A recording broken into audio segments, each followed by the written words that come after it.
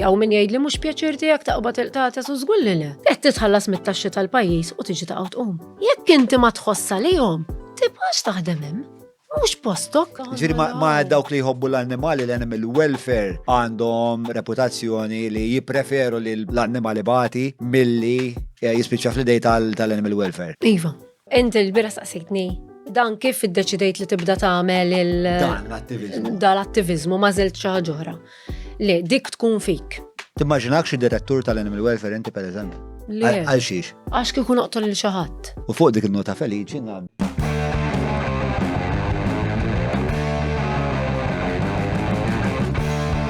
Nirdefaw najdu kemm għal-buzz Mil-wahda neħibu t-nejn Ma nifmux dwar x'qadrednu Nistaqsu kifu x'waħta u fejn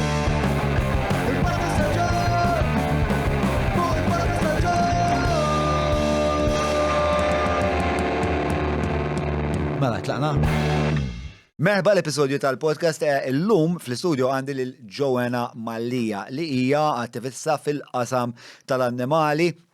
Ħafna jafuha bħala l-fundatriċi ta' Paws for Cause li hija organizzazzjoni NGO li hija sejset madwar sena ilu, però ilha attivista f'dan il-qasam dal-aħħar 10 snin. Hija persuna interessanti ħafna, hija avventuruża ħafna, taf tajt l-istejjer u għaldaqstant perswas li ħajkun kemm podcast edukattiv u informattiv, però wkoll wieħed pjuttost divertenti. Qabel ma nibda nfakkar li hawn numru ta' kumpaniji li lilna jtuna daqqatit sabiex dan il-podcast inkomplu nistgħu nwaslulkom. Dawn l-azzjendi huma il-Browns, il-Maple, l-CRM li huma il-European Commission Representation in Malta li magħhom għamilna żewġ dokumentari li vera ġew għal-qalbi u għal-daqstant inħeġġiġkom biex tmorru fil-ħol għax imkinaw taħt u tarawhom. Grazzi l-Apex Media, l-Garmin, kif ukoll l-eCabs, grazzi l-Kutriko, l-Stretta, il-Go li magħhom bħalma tafu qed nagħmlu l-każin fuq Talkis Channel 100, kif ukoll il-Welbies u l-ESS li sal-aħħar ta' Mejju qegħdin joffru dawn l-skonti fuq outdoor lighting systems li huma vera sbieħ u vera state of the art, aktar minn hekk ukoll fuq amara ta' barra, outdoor furniture, għal-ġonna, għal-ġardina, għal-pool area, eccetera. U ma nis li xolom jafu sew u ma nistax nirrakkomandahom biżejt għal daqstan jek tfittxu dan tip ta' affarijiet irrikorru għandhom sal-aħħar ta' Mejju dawn l-offerti. Mela, patreon.com/John Mallija, tixtu tkunu parti minn din l-avventura tagħna, ara tlaqna jien u Joanna Mallija. Kif inti? All right. Merħba, ġewwa l-podcast. Għandna fazzjoni tal-Patreons li huma iħobbu ħafna l-annimali, għawek għandna l-ambasċatur primarju tiegħek u insomma krem ħafna kliem ta' tfaħħir għax-xogħol li tagħmel int viżavi l-annimali domestiċi u l-attivizmu li tagħmel fil-komunità f'dan ir-rigward. Mela, introduċina għalilek innifsek, għadilna minn inti x'tagħmel. Mela, basikament Joanna Mallija, full-time job tiegħi jiena għallima tal-matematika, u jiena wkoll animal activist. Ġifieri jekk nara l-ħażin fejn jidħlu l-annimali ma nagħlaqx ħalqi. Nipprova wkoll ngħin fejn jidħlu klieb u qtates l-iktar qtates, jiġifieri nagħmel rescues, niġbor qtates għal neutering, niħħom jew bħalissa gas dawn bil-kittens, insomma, never ending.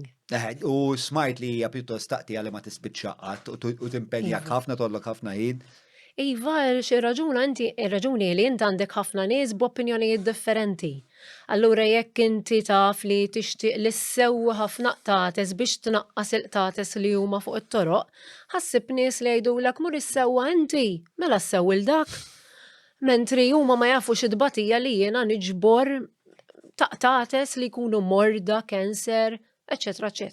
Taqtates li pereżempju ħafna nies ma jafux, taqtates li għandhom l-AIDS, dik li fil-qtates ngħidula FIV. Minn fejn tiġi, għax il-qattusa tkun ilha tiġi irrejpjata mill-qtates differenti, allura taqbad l-FIV li hija l-AIDS. Li mbagħad tipprolifera u nasum li fil-qtates tikkawża l-mewt tagħhom. Ovvjament, ħajjejxu ħajja mhux normali, ma jekk pereżempju tagħmel l-operation id-dumma tad-dila, d-dumma teħilja, u ovvjament il-life span tagħhom ikun iqsar. Ġiri, inti tajt li hemm ħsibijiet divergenzi anka fid-dinja tal-attivizmu tal-annimali. Ta' kif l-attivizmu għandu jisir, għax qed tisemmi li pereżempju li tagħmel neutering għal xi nies fl-attivizmu u speċjal ma Le. jaqblux magħha jew ma nies Le, nis komuni, Li ma nis jaħsbux ħafna in-nies dwar- ta' triq, speċjalment in-nies l-antiki li għalihom l-qtates huma pest control. Ħalli jkoll il-ġrieden ħajqtol il-ġrieden. They are not pest control. Fimt, għal ħafna nies ukoll li m'għandhom il-qtates fit-toroq forsi jarawha ma qattawlna l-garbage. U jkollhom raġun, mela jiena irrid innaqqas il-popolazzjoni tal-qtates biex ovvjament jiena nnaqqas anka dawn l-affarijiet li qed idejqu n-nies bħal di tal-garbage, pereżempju, jew li jagħmluhom toilet ġol qasrija li għandhom ħelwa wara l-bib. Interessanti, semmejt żewġ affarijiet li huma vera ta' kurjużi għalija, mhumiex affarijiet li naħseb ħafna dwarhom, allura forsi għalhekk iktar kurjużi, għax qatt li mhumiex pest control, però b'xi mod jew ieħor fl-ekosistema daw qed jidħlu. Eżatti. Sewa, ġifieri ommi kella pereżempju tagħtes id-dar u l-unika ġrida qatrajt fid-dar tagħna u aħna kellna ġnien imdaqqas kienu mejtin. U anka pereżempju ġurati u affarijiet, ġifieri kienu jservu naqra ta' din il-qisa li jraznu ċertu annimali li forsi inti ma tridhomx fil-madwar. U l-oħra li jiena nixtieq li jkun hemm inqas qtates, però jekk qed nifhmek sew huwa inqas qtates li huma kolonji fi triq. Eżatt, inqas qtates barrek, inti l-qattus li tiżommu ġewwa. I mean, fair enough, għal-kem xorta naqbel li jissewwa. Immek inti beħsibek li jkollok il-kittens u żommhom ġewwa għalik għal-familja tiegħek. Ok, importanti li per eżempju mbagħad jekk għandek il-kittens m'għandekx inbreeding.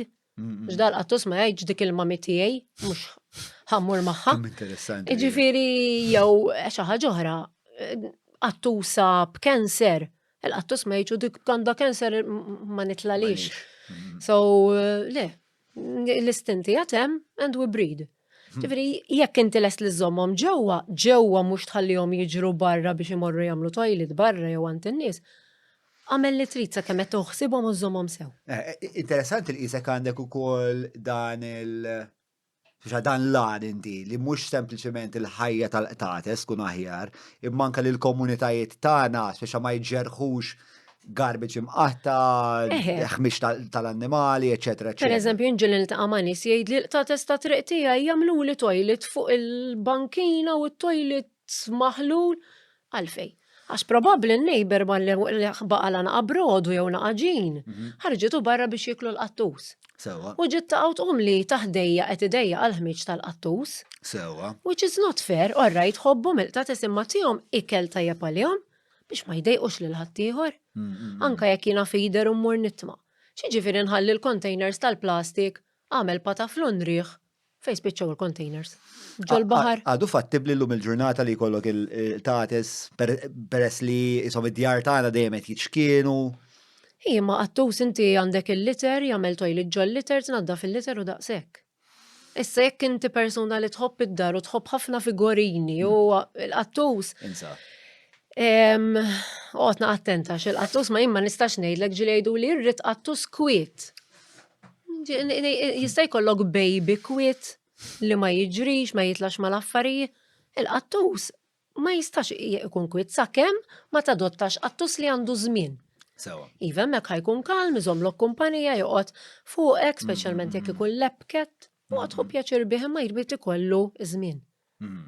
Mela, naqbdu naqra bil-proġett tiegħek, bil-pause for cause jew pause for a cause? No, pause for cause. Pause for cause. Mela, tina naqra spiega tal-pause for cause x'inhi.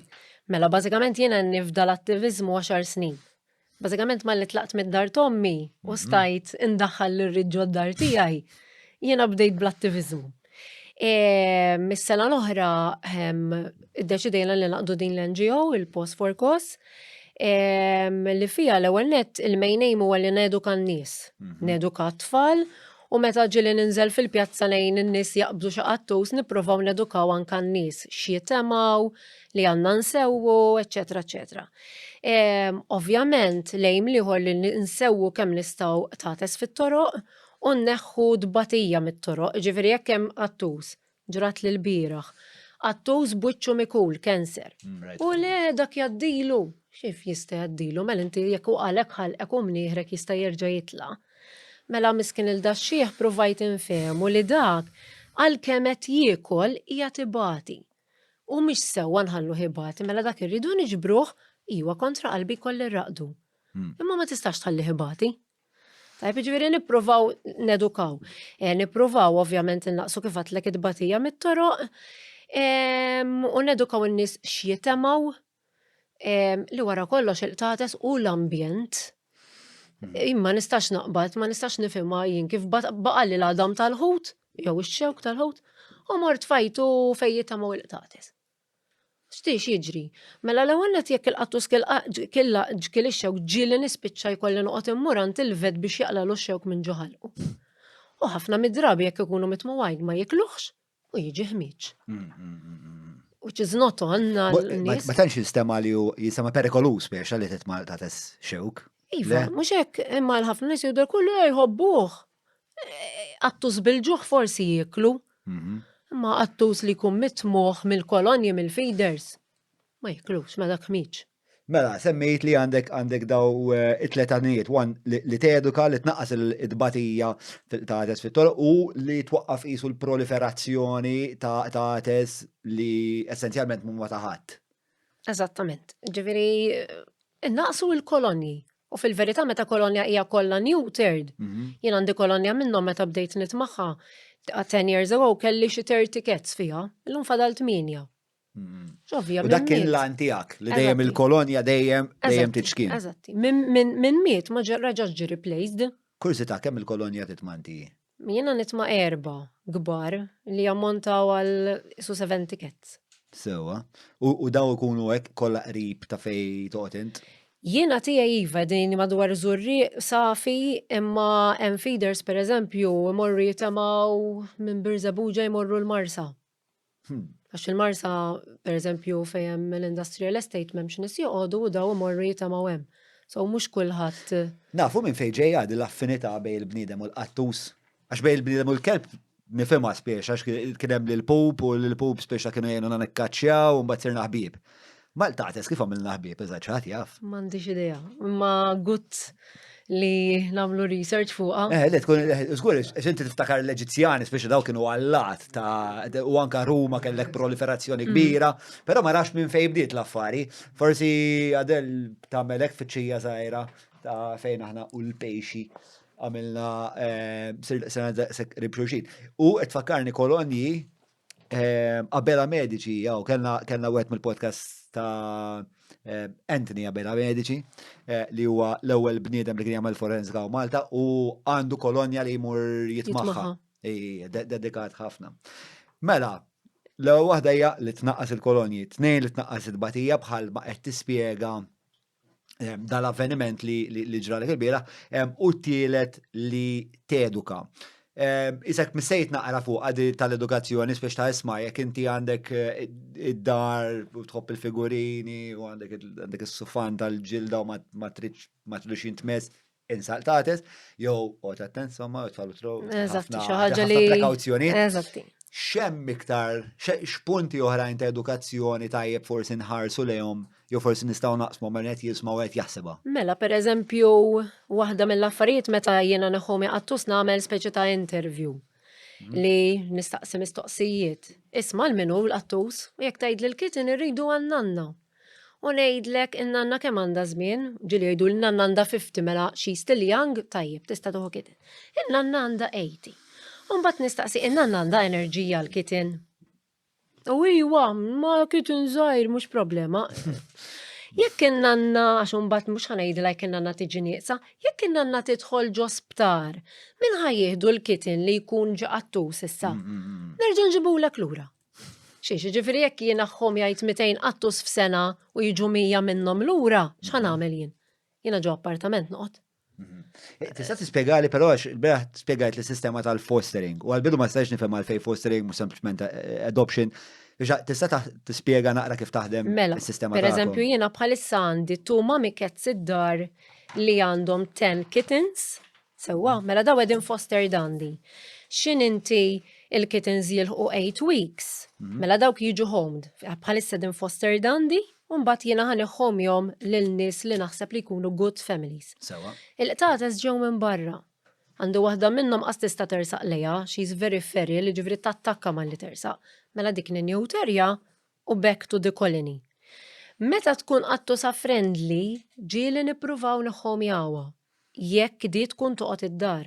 Għax ġieli jkunu friendly imma ifittxuh barra, l-istint tal-li niġri barra hija temm. So, meta jkunu li jqogħdu d-dar nippruvaw niħħomjawha. Normalment ma xi kitten minn tagħha. Sewa. Issa, jien għandu another X'inhi raġuni li ma kitten minn taħħa tibdaw tul ħajjithom. Just biex inti, per eżempju, n-nisu jkunu iktar iridu kitten, allura ngħidlek uħu ma minn miegħu. Buy one get one free speċta. Speċi ta' għamel għatta karità. Imbagħad għandi 11 cats oħra mami cats li qegħdin foster dan different fosters. Per eżempju, inti tgħidlin għandi kamra fid-dar ma nużaħħiex, ngħidlek mela ħantik recovery cage kbira. Żomm il-qattusem, twellet, naraw li l-kittens ikunu okej, neħħomjawhom li l-qattusa ninjuterja back to the colony. Sewa. Sewa ġifiri, bażikament il-fosterers ħafna midrabi jgħidu l isma ma titittina li kell għax il-kitten food huwa wis expensive. Fair enough, imminti qed toffri dar, qed toffri kamra għal din il-qattusa. Ġili l-qattusa tkun friendly u jgħidu l ħanħalli ġol kamra mingħajr il-cage. Tajjeb, mela tista' tagħmilha x'mhux se taħbilek il-babies, ħadkun approachable ħafna. Ek, bażikament. Biex forsi nispjega daqlek tal sistema li mbagħad fimtien ta' kemm hija effiċjenti s-sistema għax intom għandkom numru ta' nies intom inklużi illi speċa kif ikun hemm emerġenza tiffosterjaw. Ma tafu li dak huwa temporanju. Allura inti tkun tista' tipproċessa ħafna iktar tates li għandhom bżonn l-għajnuna. Eżattament. Fil-klib naqa' differenti għax il-kelb ma tistax tħallih ġo recovery cage, ġifiri kelb, jekk inti ħad fosterja kelb, tittara li jmur tajjeb mal-pets tiegħek,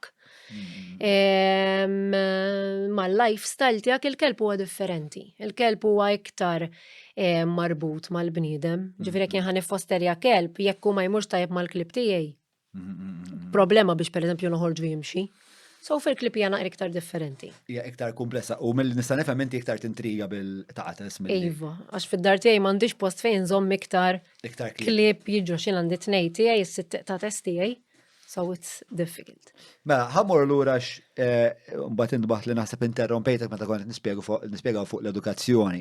Mela, speċa inti tagħmel dawn l-interviews, fl-interviews tistaqsi numru ta' mistoqsijiet biex tifhem xi kwalità ta' dar daw l-animali sejtlu fija, u konna fuq il-bicċa ta' xol tal-enerġija, tan-nanna, eccetera, eccetera. Umbat, per eżempju, xi ħaġa oħra. Financially, kif inti? Ma tistax inti, għandek jek xorti, għandek biex tgħix inti u ġib pet. Il-pet bħat-tfal jinqalalu il-vet li kell tal-qtates u l-klib ola immens. Jekk inti tgħidlu le inti ikel cheap jew ikel minn tagħna, mela most probably ħażżur il-vet iktar ta' sekwit. Ġifieri ma tistax. Eżatti, ġifieri inti jekk financially m'intix stable, l-aħjar ma ġibx pet. Pressa poco, kemm tiswa l-żomm qattus? Mhux dejjem għandek 200 amant. 200 amant? Jiddependi xi kelli ttieħu. Sewa. 200 amant kif huma maqsumin? Qed inti average, u jekk inti għandek bżonn vet darba fit 3 xhur u l-vet żamlek 150 euro, mela qed inti average. Għandek ikel wet, ikel dry, jekk għandek qattus bħal Persian, you need to groom him. Per eżempju, ħan nitkellem jena ta' testijaw ta' barra, huma ta' barra, ġifiri li spiċċaw ħadd ma jridhom u baqgħu għandi. Mela dawk grooming ma tantx għandhom bżonn, imma pereżempju noħodhom biex jaqtawlhom dufrejhom għax lili ma jħallunix. Mbagħad ikel u vet meta jkun hemm bżonn, nisa tiegħi jibdew jixjieħu, allura daqqa morna x'għandek qed tbeżlaq u daqqa morna x'edha tħokk. U daqqa morna x'forsi qed tixrob iktar wara nibżel qabdew il-kliwi, eċetera, eċetera. Ġifieri on average iva hemm 200 amant. Ġifieri jekk wieħed qed jaħseb jekk għandux iġib qattus jew le, irid jitfa' budget ta' madwar 2000 2,500 euro fis-sena Iva. biex jara li jkun jista' jmanteneħ sew. Iva. Ġila ħajkun inqas u Sewa. ġila ħajkun iktar. Għaxin per eżempju, biex intik eżempju, s-sena l-oħra, waħed mill-ta' testija qabditu FIP. FIP hija tip ta' coronavirus fuq il-qtates u treatment jiswa 3,000 euros. So, emmek bist il-budget. Imma ġili konna nis jgħidulek ma nistax nħalsu. U ma t-tijomx tort għax 3,000 euros ek, balk f'daqqa, ħatkun ħafna. Imma qed tifhem hemm ħafna affarijiet jekk inti jixxieħu jimrad bil-kliwi, mela tittieħi kalal ta' posta li huwa much more expensive than the usual food. U inti tittaħseb lifetime tal-kelb qattus. Mela qed ngħidu enerġija, lifestyle u li kollok il-finanzi biex inti commitment bħal da tkun tista' tonoraħ. U xi ħaġa oħra, inti toqgħod ġo rented apartment jekk iva.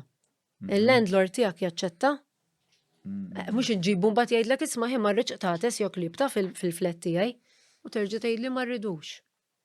Xi ħaġa oħra, jekk inti ħad titlaq mill-pajjiż, illum għandna ħafna barranin Malta u ħafna minnhom ikunu jixtiequ jadottaw, ma tistaqsihom isma' jekk ħad titlaq mill-pajjiż, se jsir mill-pett lesta li tagħmillu passaport u tieħdu miegħek xejn kbir, m'għadix xi ħaġa ta' out of this world biex tuħu qattus kelb miegħek barra minn Malta. U jkun hemm min jgħidlek le, u jkun hemm ħafna jgħidulek iva ta' nieħu. Però r-realtà x'inhi? Meta once li jgħidulek iva. Ara, tinduna inti u titkellem magħha x'tip ta' feeling ħatieħu.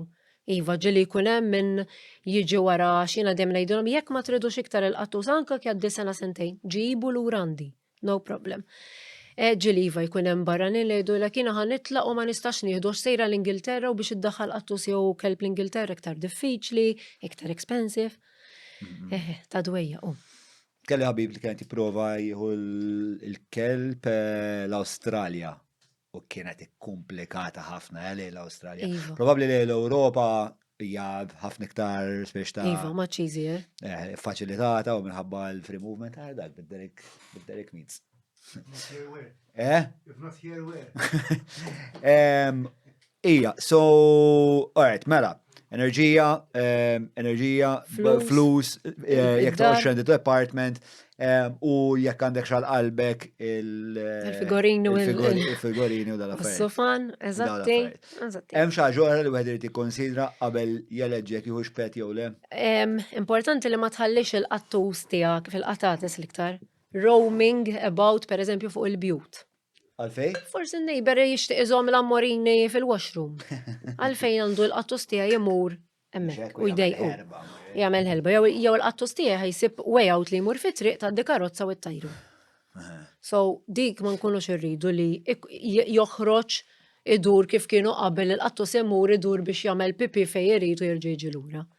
Nafu xi ħaġa fuq il-psikoloġija tal-annimali biex il-qtates la darba jkunu draw f'kuntest domestiku. U mbagħad isu jidraw xorta jfittxuh barra. M'hemmx biex ta' wara ċertu età jgħidu isma' barra mhux għalija. Ma jkunux streetwise. Imma malli tiftaħ il-bieb xorta jipprova jara barra, jipprova joħrab. Jibqab dik il-kurzita. Aħna kellna xebaq ta' ġiri jom ġili kella 16 il-qattu, 4 klib. Imma kellna ġnien kbir u terġa il-ġara ta'nek li ta' fuq warajna kienet waħda ċert waħda Liz Groves. U Liz Groves kienet famużament kienet biħ second hand books. Kienet waħda mill-ewwel nies Malta kienet biħ second hand books. Kienet mara Ingliża illi kienet tħobb ħafna qtates ukoll. U kella ġardina zaħra, l-għura jisom il-tates taħħom u taħna, kienu gang kbira u kienu speċta. Jek kien tajab għalija kienu okej, mux problema. Ovvjament, il-kontest soċjali huwa kompletament differenti mill-li kien dak żmien qed nitkellmu għandna xi 30 sen ilu. Mela. Sib tal-fej, aħna ħbib mal-pejxa. Mela. Skont US Library of Congress, according to a recent study by Claudio Ottoni, cat domestication took place in 2 strains, but all domestic cats have a common ancestor, the North African Southwest Asian wildcat, Felis sylvestris libica. By studying ancient cat DNA from all over the world, the researchers found that cat domestication began in the Fertile Crescent in the Neolithic period and accelerated later in ancient Egypt in the Classical period. Okay, all right. So, just we took a liking to them, mux għax għandhom xi utilità speċa. Ma tistax le, naħseb. Insomma, inti tista' forsi. Speċa in doses. In doses. Ħafna iktar il-klib. Mela, tlaqna issa lura lej il-missjoni ġenerali ta' l-organizzazzjoni ta'kom. Mela, apparti l-edukazzjoni semmejtu kol Niġbru l-tates. li tiġbru l-tates. Speċa, di kem toħodlok ħin dil-affari? Ara, kemm għandek ħin tista' tagħmlu. Ġifieri jiena meta nkun skola, normalment nagħmlu il-ħadd. Il-ħadd għalija mhux il-ġurnata relax, dew il-ġurnata li toqgħod mal-familja. Skont ir-raġel fejn kont ma narakx bajnejja. Il-ħadd. Ma jġiex għal xi avventura miegħek però? Meta jkolli bżonnu tkun avventura naqra weird. U jgħidli, per eżempju, li l-ekat nixbrok jisparawlek ximkien jew Inti tidħol għal dak tip ta' affarijiet li huma forsi borderline naqra perikolużi. Ħan iġbrok minn lassa jew mid-depo. Mid-depo. Ma nħu xejn. Ġili kellek sitwazzjoni fej kważi spiċċajt arrestata? Mhux arrestata, imma l-lassa iva. Fuq xiex? Fuq xi ħadd qed iżomm qattus fuq il-bejt, iddeċieda li ħallih fuq il-bejt u jien naqbad sellun. U tellajt streb biex naqbad. Ma tlajt fuq il-bejt. Għamilt is-sellun biex naqbad il-qattus. Mela, mxina naqra biċċa pass ma din l-avventura ta' Joanna Mallija. Li by the way, jisa doppelgang, ċefejt email minn għanda f'nofs tal-lejl, ftaħtu għek ta' fil-għoz, kontet naħdu fuċajt. Għatinet ndibat li emails li l-nifsi, Joanna Mallija. Mela, għedilna naqra fuq din il-missjoni tijak fuq il-bju. Mela sa' toħroċ il-veritaġ dak il-ħin, maċ daqsik il-verita. Tajjeb, għak għalek għedin. Mela, t-toffri kafe? Mela, hija kafe għalik? Le, ilma, please. Għanda l-whisky u għoleti. Mela, kafe għalija, għarat laqna, fidejk. Basikament di kienem qattusa li tinżel fuħda mill-kolonis fejn nitmajjen. Imma dil-qattusa kienet tidħol ġoda isu farm diodar antika, miet is-sit il-kbir u t-tfal ġast qed imorru hemm biex jagħtu l-ikel lill-kelb li qiegħed hemm li ma jindju rrapportajt kemm irrapportajt il-kelb għadu hemm. U dil-qattusa li kienet titlaq fuq il-bejt u għalaqa hemm ġew. U jiena d-dejjaqt immur noqgħod narmi l-ikel isnibela biex di tiekol. One Sunday morning, on a Sunday, ftemt ma ħabibti għatlu ġibli sellun għax knajt il-missiri ma jtijulix għax li diħla l-lingwit. Taqmil da sellunek mal-ħajt, tfajt trep u dil-qattusa ovvjan qabdet. U rġajt mord bis-sellun u xinnitla jiġi l-owner. Għallix, qed tagħmel. Għatlu dik il-qattusa sewwejta jiena ċċipjata fuq hemm il-qattusa tiegħi mhix tiegħek m'għandekx dritt iżommem. Ħajqbad jgħid, ħajqbad itini, għatlu ħanċempel il-pulizija. ċempilt il-pulizija. F'dal-punt qegħdin fuq il-proprjetà tiegħu? Le. Qegħdin barra l-proprjetà tiegħu. Barra fejn itmajjena ma għandu. Kif qed ix-xejn bitwament inniżla s-sellun? U tinżilt ħares. Le, biex niżilta ħabba li kint ila l-kejġ bil-qattusa til-ħabib tetlu niżilili. Ovvjament, jiena miltu trabil, mela you have to deal with me. Mux ħawaħlu lilu, il-Malti. U insomma niżel, beda jgħajat miegħetlu ħanċempel lassa, mux problema. U jiena ħsibt li l-pulizija ħajġi u jgħid li jgħidlu li dal-qattusa ċipjata fuqha ħallija dik tagħha m'għandekx dritt iżomm u x'qed iżomm ma tagħmel fuq il-bejt. Imma l-pulizija ġie u ta' il-raġun lilu. Xiġifieri għamilt is-sellum mal-ħajt tiegħu, insomma xiġifieri dik il-qattusa tħalliha tmut bil-ġuħ, allura. Insomma, daħal il-pulizija, ma jindjox imbagħad il-qattusa sieħbi li kienet inniżilha reġa' poġġija hemm. Reġa' poġġija fil-kamra. Fuq il-bejt, bil-trep. Fuq il-bejt, ma fit-trep. Insomma, ġi l-pulizija tela, nizzila l-qattusa, għatlu rajtu li kienem kelb hemm ġew vera fi stat ħażin. Għalli, jina l-qattusa tlajt. Xieġifiri, jemmek għandek kelb ħażin. Jek tlajt l-qattusa u rajċaġa kontra liġi, suppost, ija taqbes għalija. Għet it-tawal il-sienek, bla bla bla, ħan nizzel il-qattusa l-assa. Tlu Iva, tlu mela ħan ejdlek xan għamil, qabel ma t-nizzila l-assa, ħan iċċekja l-qattusa jada okej. Għamil li trepp fuċċint.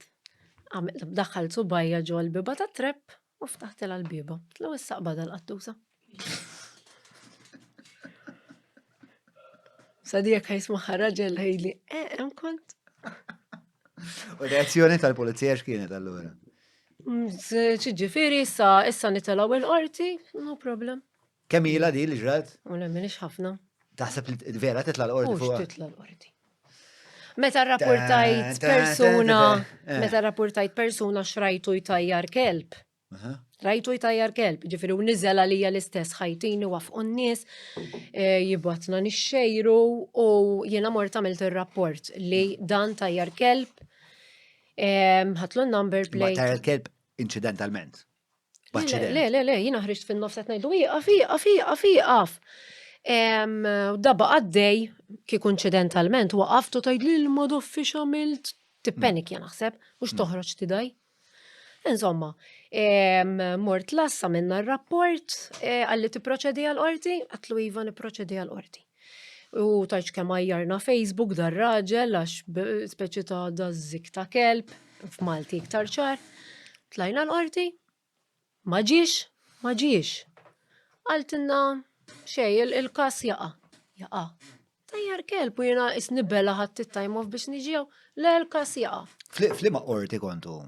Olta kriminal? Mela. U blima raġuni għal? Max daqsek, waqax, ma sibniħx. Ma sibtuħx. Għaw it-tifel tijaw għaw, kienem it-tifel tijaw. Affarijiet meta konzi. Fimt. Tasalx. Daqsek, ma sibniħx, ma sibtuħx. Fġiħ il-bambi.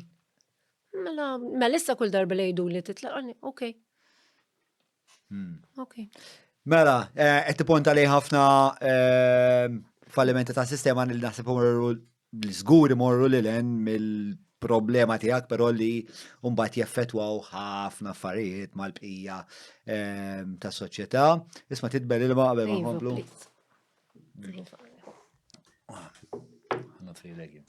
Thank you. Għax probabli tqila li l-ġar. Ma tantx tidher doċ li mill-affarijiet li qed tgħid, ħana jgħidu hekk.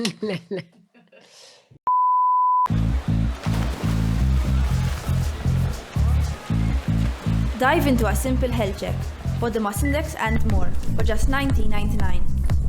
Browns.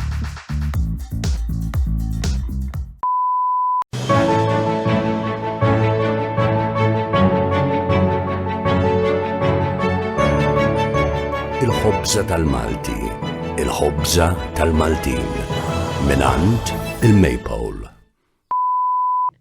Ma toħodlok ħafna ħin, sintendi. Isma, għalfej għamiltu l-NGO ma wara kollox, fis-sens għamilta 10 snin attivista, ma stajx ħanejdlek il-main aim ikun li jekk inti per eżempju tiġi li titlob għal donations, bl-NGO inti covered li tista' titlob għal donations. Sewa. Jew per eżempju jekk ikun hemm xi skema tal-gvern, minn daw l-iskemi l-impossibbli, forsi xi darba iżomm kelmtu u tieħu xi grant u xi fund milli joffri l-gvern. Sewa, għax inti suppost bħala NGO tista' tapplika għal ċertu għajnuniet qed nassumi. Jekk tkun up to date, ġifieri inti tagħti l-expenses kollha li tagħmel. Iddaħħal il-kontijiet tifqanix. Iva. Beċ brota. Tkun fucking wiċċek u sormok l-istess ta' bro. Tkun ilek ma ddaħħal il-kontijiet 17 sena u mbagħad NGO biex ittija €1000 taqla la fwida ta' tkun wiċċek u sormok l-istess. Eżatt, insomma, dik il-main aim li. Yes, mela. Min qegħdin fl-organizzazzjoni? Il-raġel? Jena, il-raġel biex jagħmel il-paperwork. Ħabiba tija Isabel, li bażikament għandha darbna ġnien kbir mhux ħażin, allura meta jkollna xi każ ta' xi qattus li ma jistax jiġi ħomjat imma għax mhuwiex home cat, imma ma jistax jimur fit-triq. Isabel Tieħdu, meta l-tqajt Mezabel Keller ta' tesellu manda 35. Thanks to Joanna. Emma miskina dejjem insiba. Mumbat hemm Sara bażikament għandha grupp żgħir, kumitat żgħir magħha li jismu HUH, Help Us Help. U bażikament daw, pereżempju, jiġburu il-BCRS, il-bottles, u bil-tickets jixtru li kell il-feeders anzjani, jamlu events biex pereżempju jgħinu NGO oħra, pereżempju f'September għena Noah's Ark kellhom bżonn wet food, għamlu. X'inhu Noah's Ark, spjega naqra? Noah's Ark huwa santwarju tal-Kliplem il-Mellieħa. Okay. Kellhom bżonn il-wet food, daw għamlu ikla u ma ġabru l-flus u taw minn Noah's Ark. U f'Diċembru għenu s-santwarju tal-Sunshine li kollu ħnieżer, ħrief, eccetera, eccetera. L-istess għamlu a vegan meal u l-istess għamlu fundraising u taw il-flus l-Sunshine. Mela, spiegajt li naqra kif anka organizzata l-organizzazzjoni, ma mhux biss anka kif il-flus biex ta' li nimmaġnaw ma' pittost imdaqsa biex tagħmlu da tip ta' opera, ta' xa tispjega li vet jaf ta' sala fuq l-adba tiegħu jgħidlek 300 euro. Speċi l-ispejjeż huma pittost imdaqsin. Ġifieri biex nifhem, inti kostantament ikollok numru ta' qtates li tkun qiegħda tiffosterja? L-iktar matul il-perjodu tal-kitten season. Li huwa Palissa. ir-rebbija hekk, ġifieri. Palissa, eżatt, jisu sa' Ġunju. Għax imbagħad meta jkunu qtates kbar nippreferi nħallihom għal xi ħadd li jista' jħallihom iduru pereżempju ġol kmamar. Jiena qtates tiegħi mhux kollha jaċċettaw NU cat biżmien ikollhom jaċċettaw. Imma jekk daħan nitfgħu qalb sitt qtates idur ġoddar, probabbli ħaj tkun trauma. Terrorizzaw daqsxejn. Allura f'dak il-każ għandi ħabiba tiegħi oħra li għandna garax bil-bitħa hekk li fih inżommu r-recoveries. Mela meta inti ssewwi jew tagħmel operazzjoni, jien ma nistax naqbdu nitfak fit-triq nerġa'. Ikollok bżonn perjodu ta' recovery. Jien nafqlajtlek is-snien, għandek bżonn perjodu ta' recovery. Sewwejt female, għandha bżonn recovery. U għandna dal-garax. U ħafna midrabi dawn il-qtates nitfawhom free jiġru ġoda l-garaġ biex inkunu nistgħu sakemm neħħum jew. Hemm metodu li speċta tissoċjalizza daw il-qtates fis-soċjetà li diġi għandek. Ġifieri li inti pereżempju kollok sitt qtates, hemm modi li tqarrabhom lejn xulxin. Jekk inti taħseb li dal-qattus ħażommu. Sewa. Ejwa mela bil-paċenzja. Titpaċenzja x'il-qtates huma territorji l-ħafna. Allora jien ma nistax naqbad u nitfalek qattus jiġri miegħek. Bil-mod l-ewwel iżommu ġo bathroom pereżempju, jibdew jidraw ir-rieħa u tad-dar huma tiegħu u bil-mod jibdew jidraw il-xulxin. Ġifieri, ma jien għandi qtates li daħlu għandi kienu kbar. Bil-mod. Emmet. Ija, mela. Mi diffiċli għax trid il-ħin bil-mod. Però din again il-qattus ħajkun iktar kalm. Ġifieri xejn mhu impossibbli.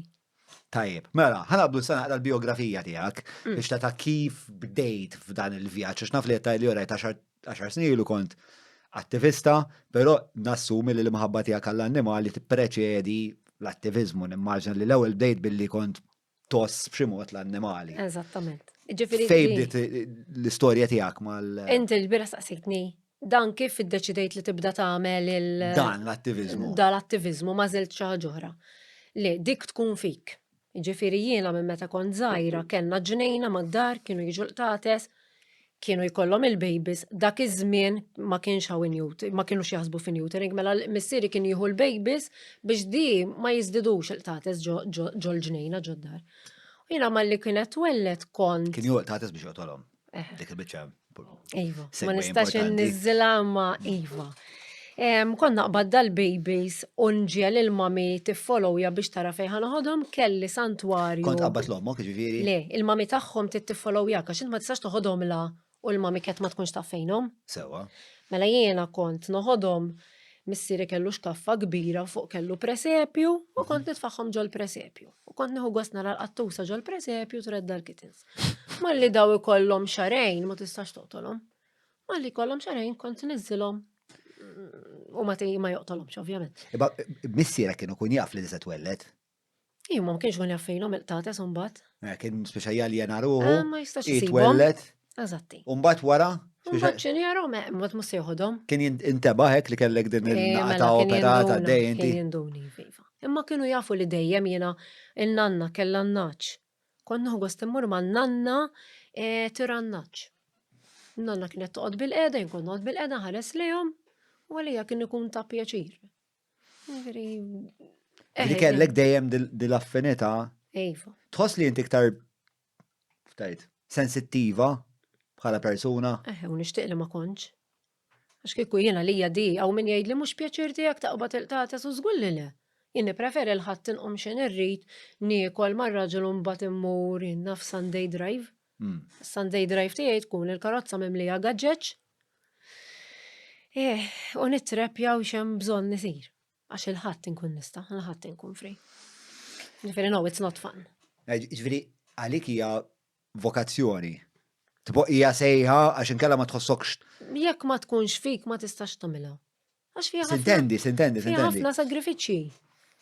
Ma jekk ma tagħmilix, ġieli provajt tajt. Ma Mhux se naħroġ illum. Ġieli ngħid ħanagħmel xahar ma nitrepjax. Ħanieħu break financially u nieħu break anke għalija. L-ewwel net jibda jinqala d-dinja kollha, min iċempella u min ras qattus bsiq u hekk u min bajnu hekk. U ma jtinix li ngħid le. Għax jekk ħanajt le jien, kieku ħanajt le u dbat iż-żeża li toqgħod ħdejja, ngħidu iwa, imma li ngħid le u naf li hemm qattu se tibati jiena lija. Apparti daw iż-żewġ stejjer li għat li tal-naċ u tal-tates tal-daw il-kittens li speċa kont is-salva, kellek hekk xi l-annimali kienu tuk xi tip ta' faraġġ partikolari meta kont żgħira kellek xi tip ta' rabta magħhom. Li jiena nemmen li l-annimali għandhom l-istess feelings li għandna aħna. Per eżempju, dinara meta mami ket tkollha l-babies. Imma tieħu ħsieba jekk tiġi biex toħodilha tipprova tattakkak, iva hemm l-istint li jekk il-qattus ikun weak, ħatwarbu, ħatoqtlu, whatever. Huma darwinistiċi ħafna. Eżatti. Ma l-annimali kollha. Ma jiena li dawk għandhom feeling.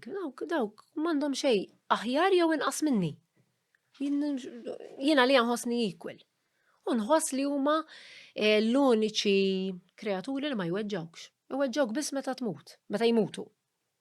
Bija kif jistgħu iweġġaw daw? Mħabba jistgħu ituk. Fimt, meta jien naf meta kont nistudja u nagħmel il-jien li nistudja, il-kelb kien joqgħod ħdejja u l-qattusa. Ma kienx toqgħod sommi jew ir-raġel meta għamilt masters, ma kienx għad ir-raġel.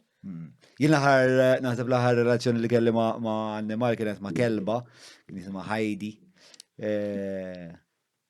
Ma u kienet hekk, kienet u tkun qrib ħafna tiegħi fi żmien meta kien vera diffiċli taf kif pubertà u l-adolescenza ħafna tawil. Ma kienet vera qrib tiegħi ħafna. U mbagħad kienet mitiet li u niftakar kont finta fil-ġnien Ommi. Ommi kienet ratni nibki u kienet ħasbet li bina ma kienx jaf jikbi iktar. U Ommi kien vera stramba x-xena għax tipo jien indannat u qed nibki. Ommi qed imdejqax meta il-kelba ma fl-istessin qed tieħu gost għax bina għadu jaf jibki. U tipo wara dakinhar nasib ma stajtx ninvesti iktar emozjonalment fl-annimali. U l-tates kien hemm żmien fejn speċa kelli rapport magħhom imma kont insibhom selfish ejjen astra. Jiġu meta jridu, jmorru meta jridu. All right, tista' tgħid. Jista' jkun li pereżempju jiġu meta jkollhom abtit il-fsiet. Il-fsiet jew l-ikel jew l-attenzjoni. Skont ir-raġel isom jiena. Għax immur għalih meta jkolli abtit jew għandi bżonnu. Insomma, għandi Skontu hekk. it-tifla hekk. Mela,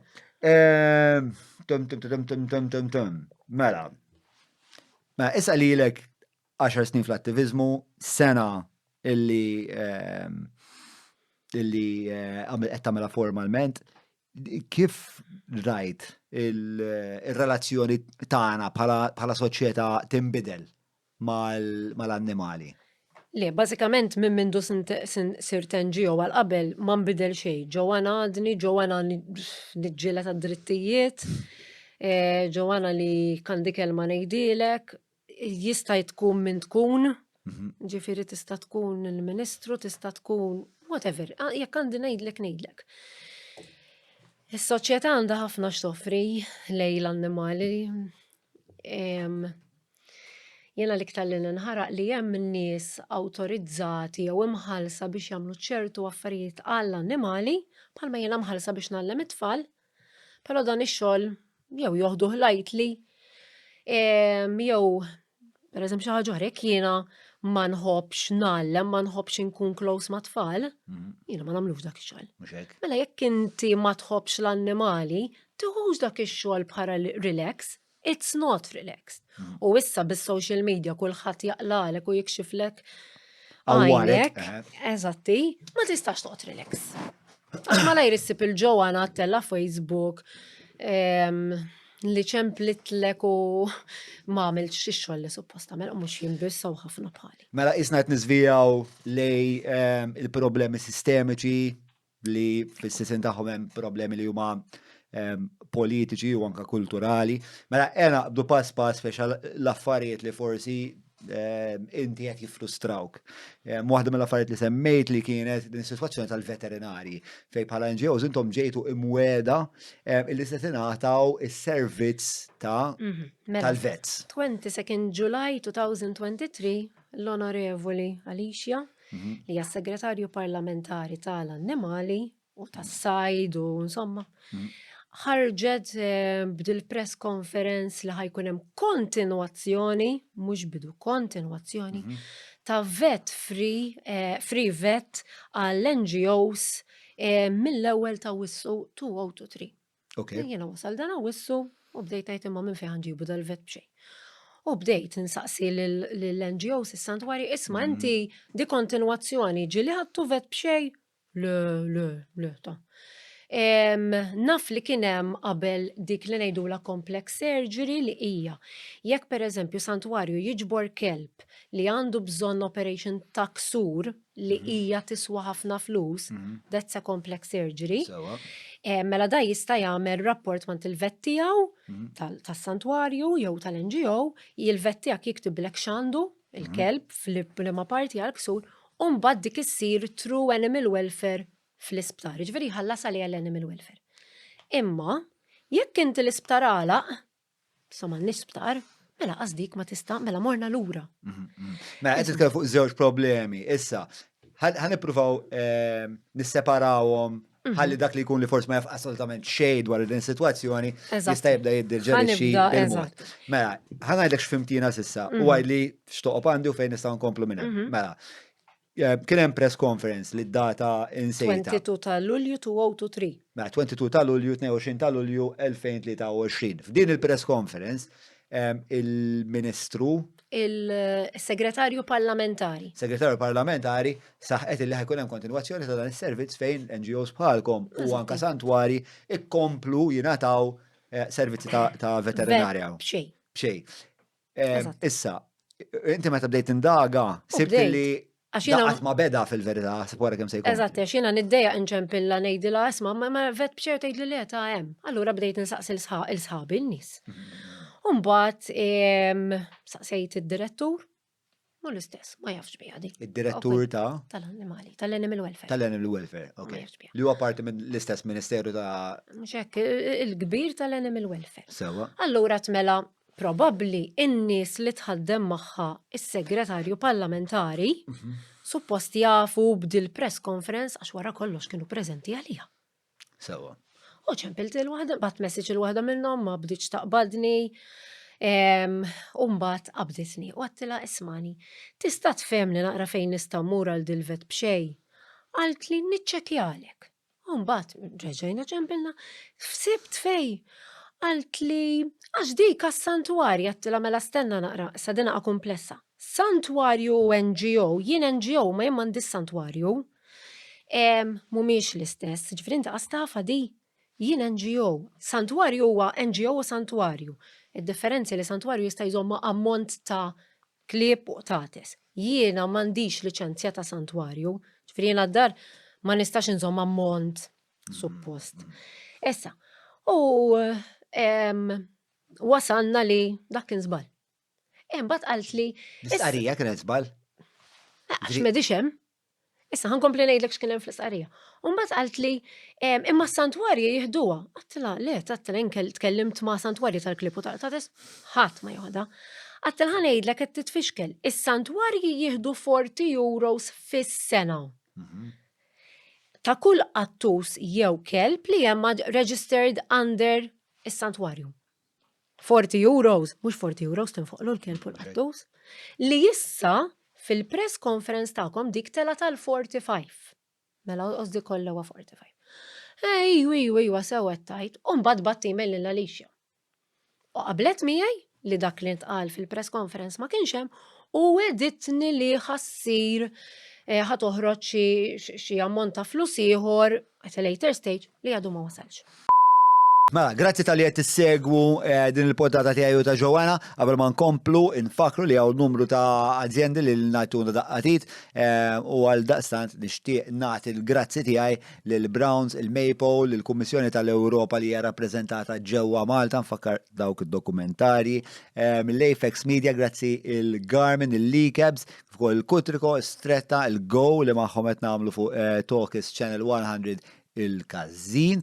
Kif ukoll il-Wellbees, guys, il-Wellbees nedew il-website tagħhom, hija website vera tajba, il-URL huwa wellbees.mt, hija effiċjenti immens, hija dettaljata immens, ix-xirja tiegħek tista' tagħmilha ferm faċilment, apparti li joffru wkoll qatt ta' cashback schemes, nirrakkomanda ħafna wellbees.mt. Kollox du-parti tiegħi, tlaqna ħankomplu issa jiena u Joanna Mallija.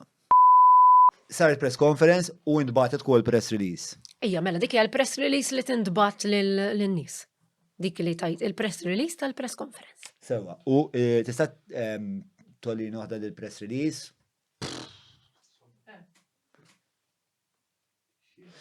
Mas, għarija mis segretarjat parlamentari għas-sajt l-agrikoltura u drittijiet tal-annimali. Segretarju parlamentari Alicia Buġeja sajt. Ħabbret żewġ inizjattivi. Fejn timur? Mela l-aħħar lajn għandek. Aqra ħinti. Kontinwazzjoni servizzi veterinarji b'xejn offrun din il-laqdiet mhux governattivi ġifri NGOs, din l-inizjattiva għandha lan li tgħin fil-ħidma ta' ħafna volontira f'dan is-settur. Waħda, ħankompli. Issa, tgħid ukoll iktar l-isfel li issa minn flok 40 euro ħatitla 45 euros. Imma daw is-santwari l-aħħar li ħadu flus kienu fit-201. Ġi 202, 203. U sa d-deli 204, Xej, għadhom ma ħaduhomx dawk. Tkompli wkoll. Imma xi ġustifika li ma ħaduhomx, għalfejn ma ħaduhomx? Tapplika li ma toħodhomx. Imma bliema raġuni. Xibos m'għandniex flus? Ma jtukx raġuni. Gwerra tal-Ukrajina? Ma jtukx raġuni. Covid? M'hemmx raġuni. 400 miljun tal-Vitals. Qatt ma tieħu raġuni. Nkomplu mbagħad tgħidlek hemm 30,000 oħra forma ta' vouchers għal kull min jadotta. Jien għadni ma sibtomx dal-vouchers. La l-vouchers u laqqas mant li ma vett. Imma xieħriġ tant tagħmel. Ma nafx hemm xi biċċa. Insomma, bażwent saru serje ta' wedit illi ma materializzawx ruhom. Mbagħad meta biex mort biex tistaqsi dwarhom, sibt li ma kien hemmx framework, ma kienx hemm għarfien. Imma stenna naqra, jekk inti toħroġ dil-press conference, tista' tgħidli kif in-nies tiegħek u n-nies li qed imexxu d-dipartiment ma jafux bihom. Lew minn kitibilek tipo. U jgħidlek, sa naraw.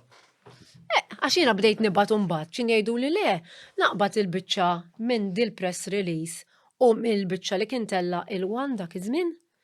U bdejt nibatom, nagħmel screenshot u nibatom. Lara għawedet qed tgħidha inti fil-medja soċjali fil-medja tagħkom. Tista' tgħidli. Qatt ma jaf. Mela, u kif qed ngħidu l-ispiża għalikom mhijiex żgħira. Le, ħafna. Mhijiex żgħira. Bħala NGO waħda, għandek ammentek kemm tonfqu veterinari? Ara jiena s-sena l-oħra mhux il-klib tiegħi u l-qtates tiegħi, dawk m'għandhomx jaqsmu mal-NGO. Dawk għalija t-tfal tiegħi. L-obbligu tiegħek spiex. Eżatti. 14,000. Dawk il-14,000. Nistan saqsik kif tħallas għal-jom, speċjal naf li tagħmlu xi fundraisers. Jiena wara li l-est l-iskola ma mmurx id-dar relax. Mmur nagħmel il-part-time tiegħi biex ikolli flus biżejjed biex jiena nagħmel dal-affarijiet. Jekk jien nieqaf nagħmel dak il-part-time ma nistax żgur nagħmel ċertu kapriċċi. Ġifieri tajt li ħafna mill-flus li tħaddem l-NGO huma flus tiegħek personali. Mela. Ġifieri jiena jekk qabel kont issib timur indur tasli ma nħudrin kun il-ħwejjeġ, issa llum ma nagħmilx hekk. Għax ċertu flus nippreferi jiena li mhux naħlihom, ninvestihom f'dawn il-kreaturi. Kemm interessanti Mendi. Jiena li dak sodisfazzjon. Hekk, pjaċir. U n-nies l-oħrajn fil-fond fl-organizzazzjoni miegħek. Bħali hu. Bħali. Kull kolli tajlek percentaġġ ta' kemm mill-flus li tonfoq l-NGO huma tagħkom personali u kemm jiġu minn fundraisers? Ngħidlek iktar minn 50% ikunu tagħna. Żgur. Inti ma tistax toqgħod tistenna fundraiser jew li jkollok il-flus meta għandek jinnaf għattu se twellet waħlilha l-baby. Ma dik iġri għamel ċesarja. Fi għandek madwar 250 euro ċesarja.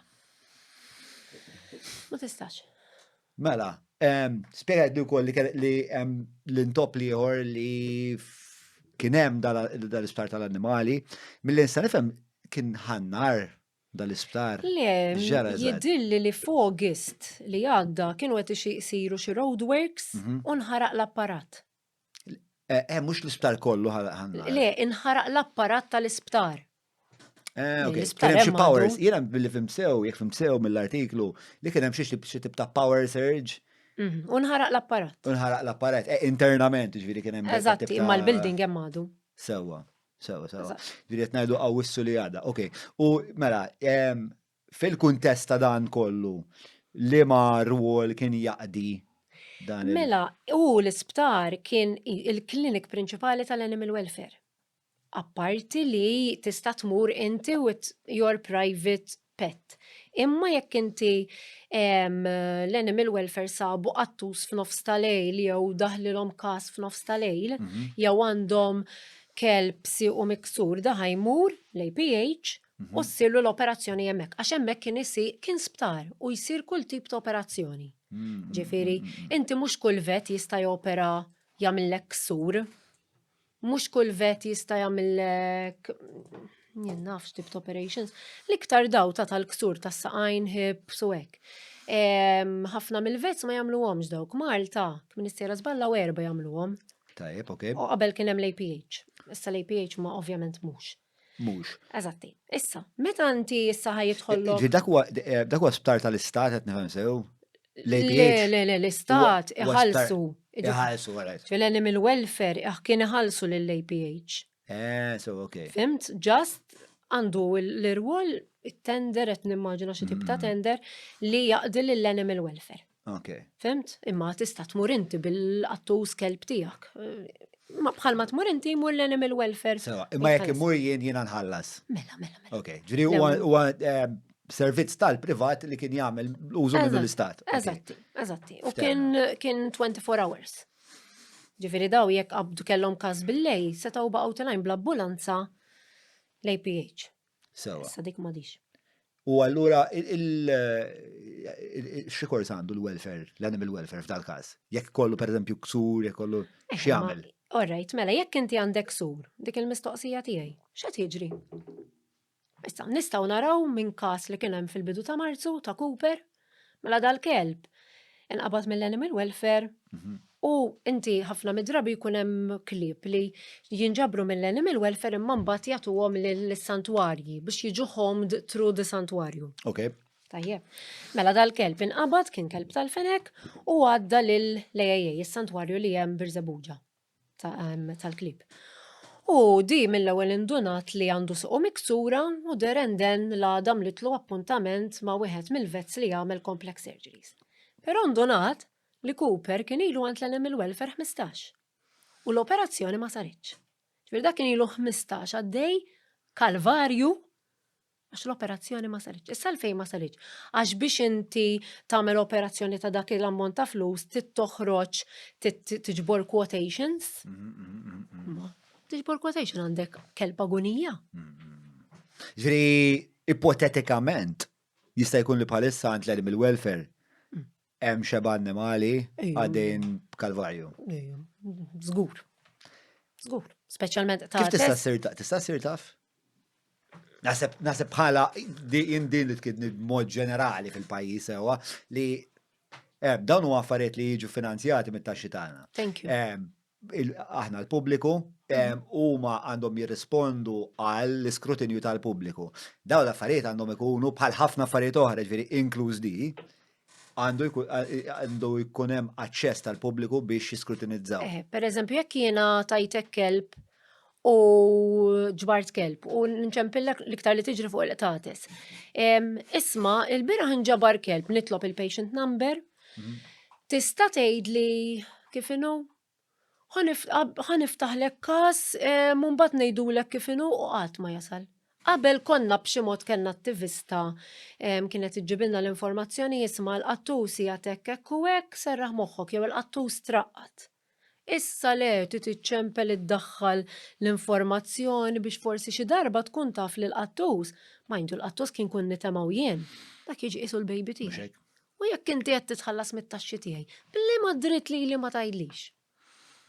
U oħra, ħafna min-nies jibżgħu jċemplu l-animal welfare. Ir-raġuni hija? Għala. Għalfejn. Għaliex the easiest way out, nirraqdek. Mela fuq il-flus fuq il-kura tiegħek. Ġifieri jekk jiena nibgħat l-ommi bil-ambulanza l-isptar nibda nibża li ħajraqduha, jew jifqu fit-triq u jarmuha x'imkien. Jiġru dawn l-affarijiet Ma żgur li jiġru. li jintremew l-annimali. Ejwa mela. Last May. Ija. Mux ġifiri intuitivament tajt isma li nasbek. Le. Last May, per eżempju, kont imsifra, ċempilli wieħed miż-Żurriq, għandi kitten. Se nagħmel kiex ħanagħmel tista' tgħinek li ma nistax ngħinek, qed ċempel animal welfare u itlob patient number. Dik dejjem ngħidha jien itlob patient number. U dan insomma ċempel animal welfare u min kien l-ambulanza, għallu ma nistax intik patient number għax m'għandix ktieb. M'għandix ktieb. U malla għalli qalbi għamlettik, għax kienet ġrat li s-sena ta' qabel b'kejs ieħor. U insomma, u ċempilt ħabiba tiegħi l-istess close taħdem qrib mal-animal welfare, mhux qrib volontarja. Tela tista' tiċċekkja li daħalx dal-qattus kitten tal-Madonna battila r-ritratt. Ma daħalx ġota qalt li ċekkja mad-direttur. Bat message id-direttur, isma' nhar is-sibt fil-għaxija nġabar dal-qattus dal-kitten mill-ħalsafi tal-Madonna. Tista' tgħidli fejnu? Le ta' ma nġabarx. Għatlu, ħanibatlek ir-ritratt. Il-kitten inġabar. Saqsi lill-animal welfare officer fej tefaw. Insomma, ma sibniex fej tefaw u mbagħad telgħu tribunal, x'sar? Ma nafux. U ħadd ma jaf, u ħadd ma jtik risposta. Ħadd ma jtik risposta. U diġrat sena 2002 b'kitten ieħor. Most probably il-kitten x'inkienu tilajn. Ramaw x'imkien. Ma tista' qed titħallas mit-taxxi tal-pajjiż. Skużani, kompli kommenta jiena. Qed titħallas mit-taxxi tal-pajjiż u tiġi taqgħu tqum. Jekk inti ma tħossa lihom, tibqax taħdem hemm. Mhux postok. Kif jispiċċaw ma jaħdmu hemm? Għax biex ta' għallima ikolla ġeneralment għal-qalba tfal, jek tkun superjur il-mużew, kollha qalbek il-reliġjon, jekk inti tkun nafta mill-podcast għandek qalbek il-medja. Good question. Jiena per eżempju dejjem ngħid għaliex l-applications tan-nies li jidħlu l-animal welfare ma jinfetħux għan-nies ta' barra. Trid bil-fors tkun ħaddiem taċ-ċivil biex tmur l-animal welfare. Jekk inti trid tidħol office l-animal welfare, tkun ħaddiem taċ-ċivil. Ma tistax jiena ġewwana animal lover napplika dejt mill-interview u mort naħdem l-animal welfare. Le. Ħafna mid-drabi jkunu nies li jaħdmu mal-gvern iridu job relax. Huwa job relax, ma nafx kemm hu job relax li tinteraġixxi mal-annimal.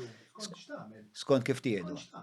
ħanejdlek kif tista' ġibu relax. Ġowana ċempel għaliex sabet attus marit u ġowana ma tistax taqbdu l-lejla, għandha xi ħaġa. Unċempel l-animal welfare.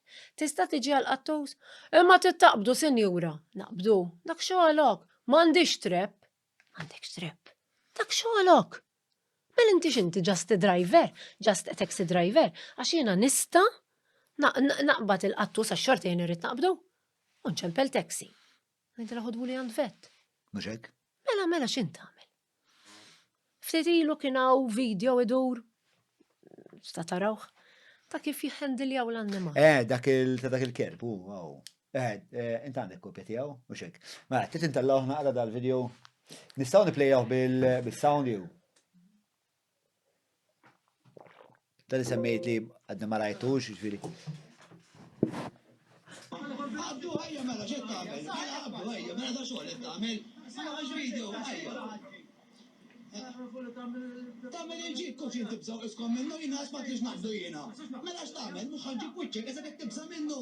Qabadu qabdu biċċa kelb jien naqbdu. Mela x'nagħmel? X'għandu ħa? X'għandu ħajja siebi ejja. Ma naqbdux jien għax ma tix naqbdu jien. Mela siebi. Ejja siebi ejja. Ejja. Dan ejja kollu storbju ħa. Ma ġib biċċa ħanaqbdu, da xoħlok suppost. Si għalli ħolet tajbu ġib biċċa tgħidlek li. Għednej taqqal Madonna taqtu ma xulxin men. Għana raw xajgħamil. Ġib biċċa ħanaqbdu jina. Ġib biċċa ħanaqbdu jina. Ħadamel mela tasbu xi fennek, ġib biċċa ħanaqbdu jien. Għallina. Għallina. Għallu għajin, għallu għajin.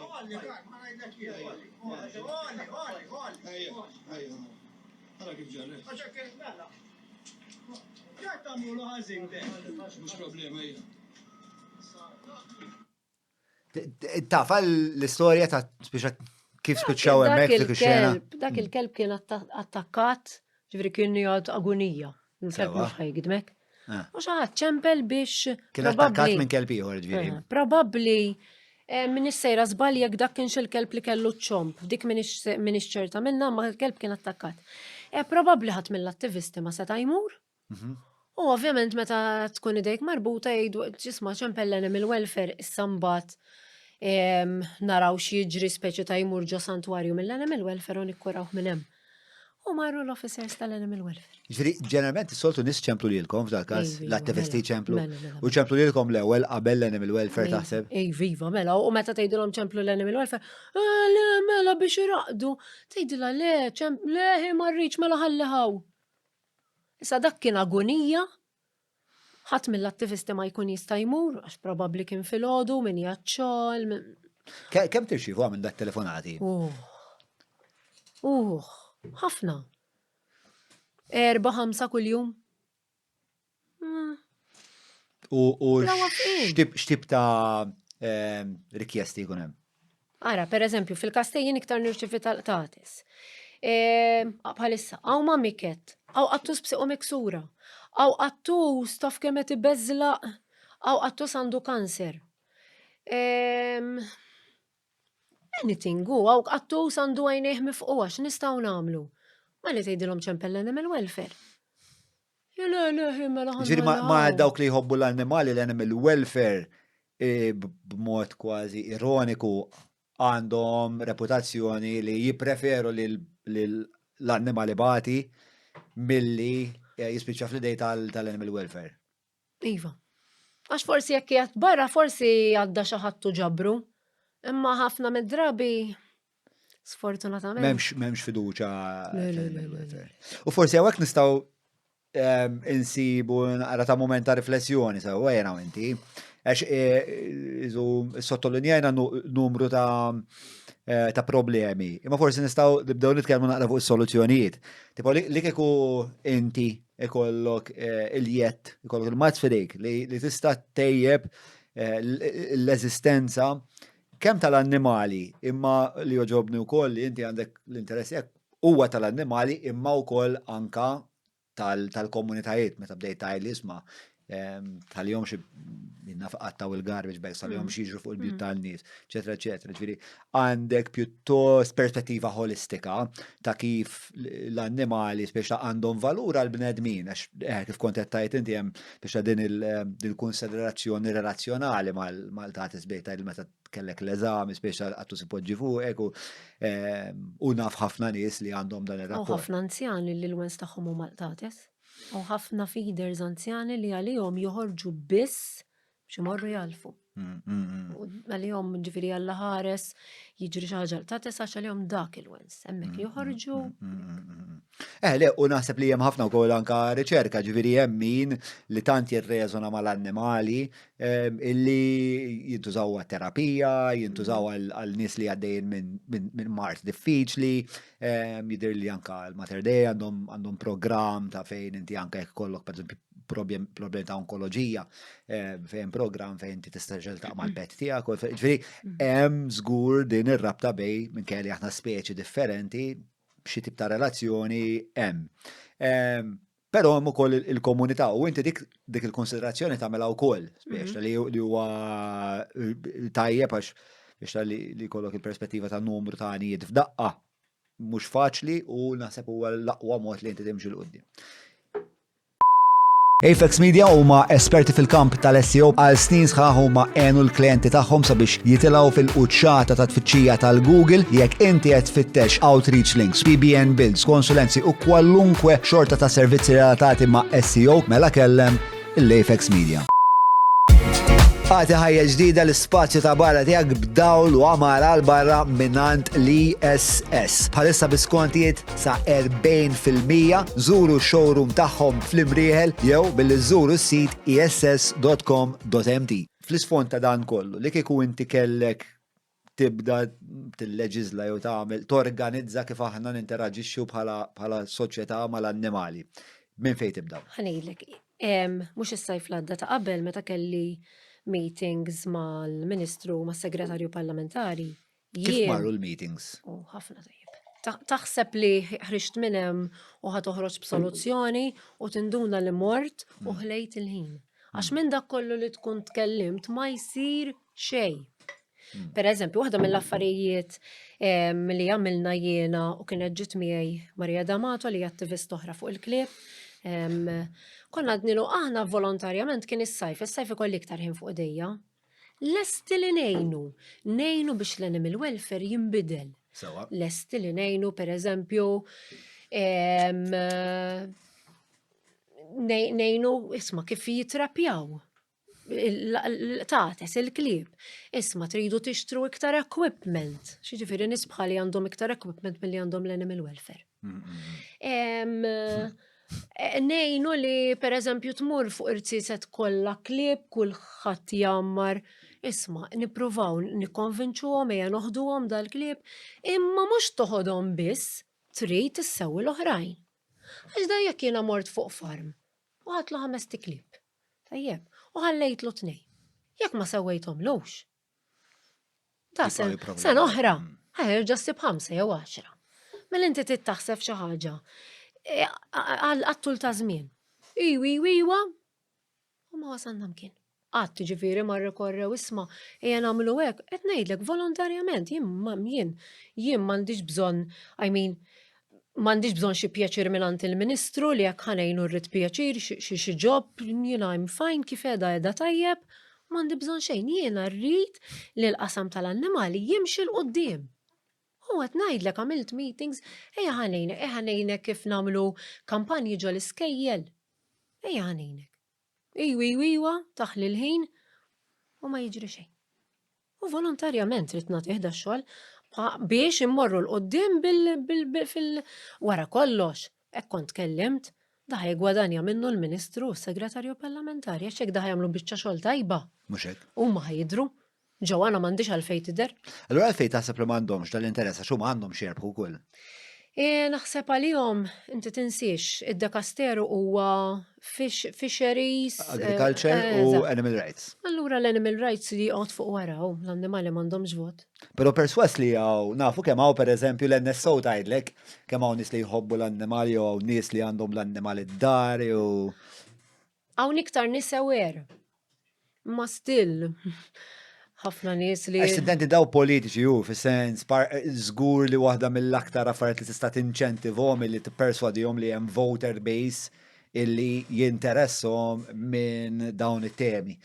Issa jekk dak il-voter base mhux imdaqqas biżejjed biex mhux daqshekk faċli tinċentiva. Jiena tafx naħseb li naħseb in-nies li huma bħali mhumiex ta' stoffa biżejjed. Pereżempju ħanatiżem bħal kaċċaturi. Kaċċaturi kiridu xi ħaġa joħduha għax jingħaqdu fejn laqda hemm il-forza. Aħna le, aħna pereżempju hemm każ inti lesta li titla' tixed? Mela ħilet nibża ta'. Mela. Ġifieri jien naf mort insewwi ġokolonja u ġi wieħed, wara ma titħollix wara ma ssewwi lixla. Tiegħek il-qtates, iċċipjati fuqek? Le, mela mhux tiegħek ħabib. Ġifieri hemm ħafna nies li ma jibżaw. U meta għandek hekk, allura ħadd jiġri bihom.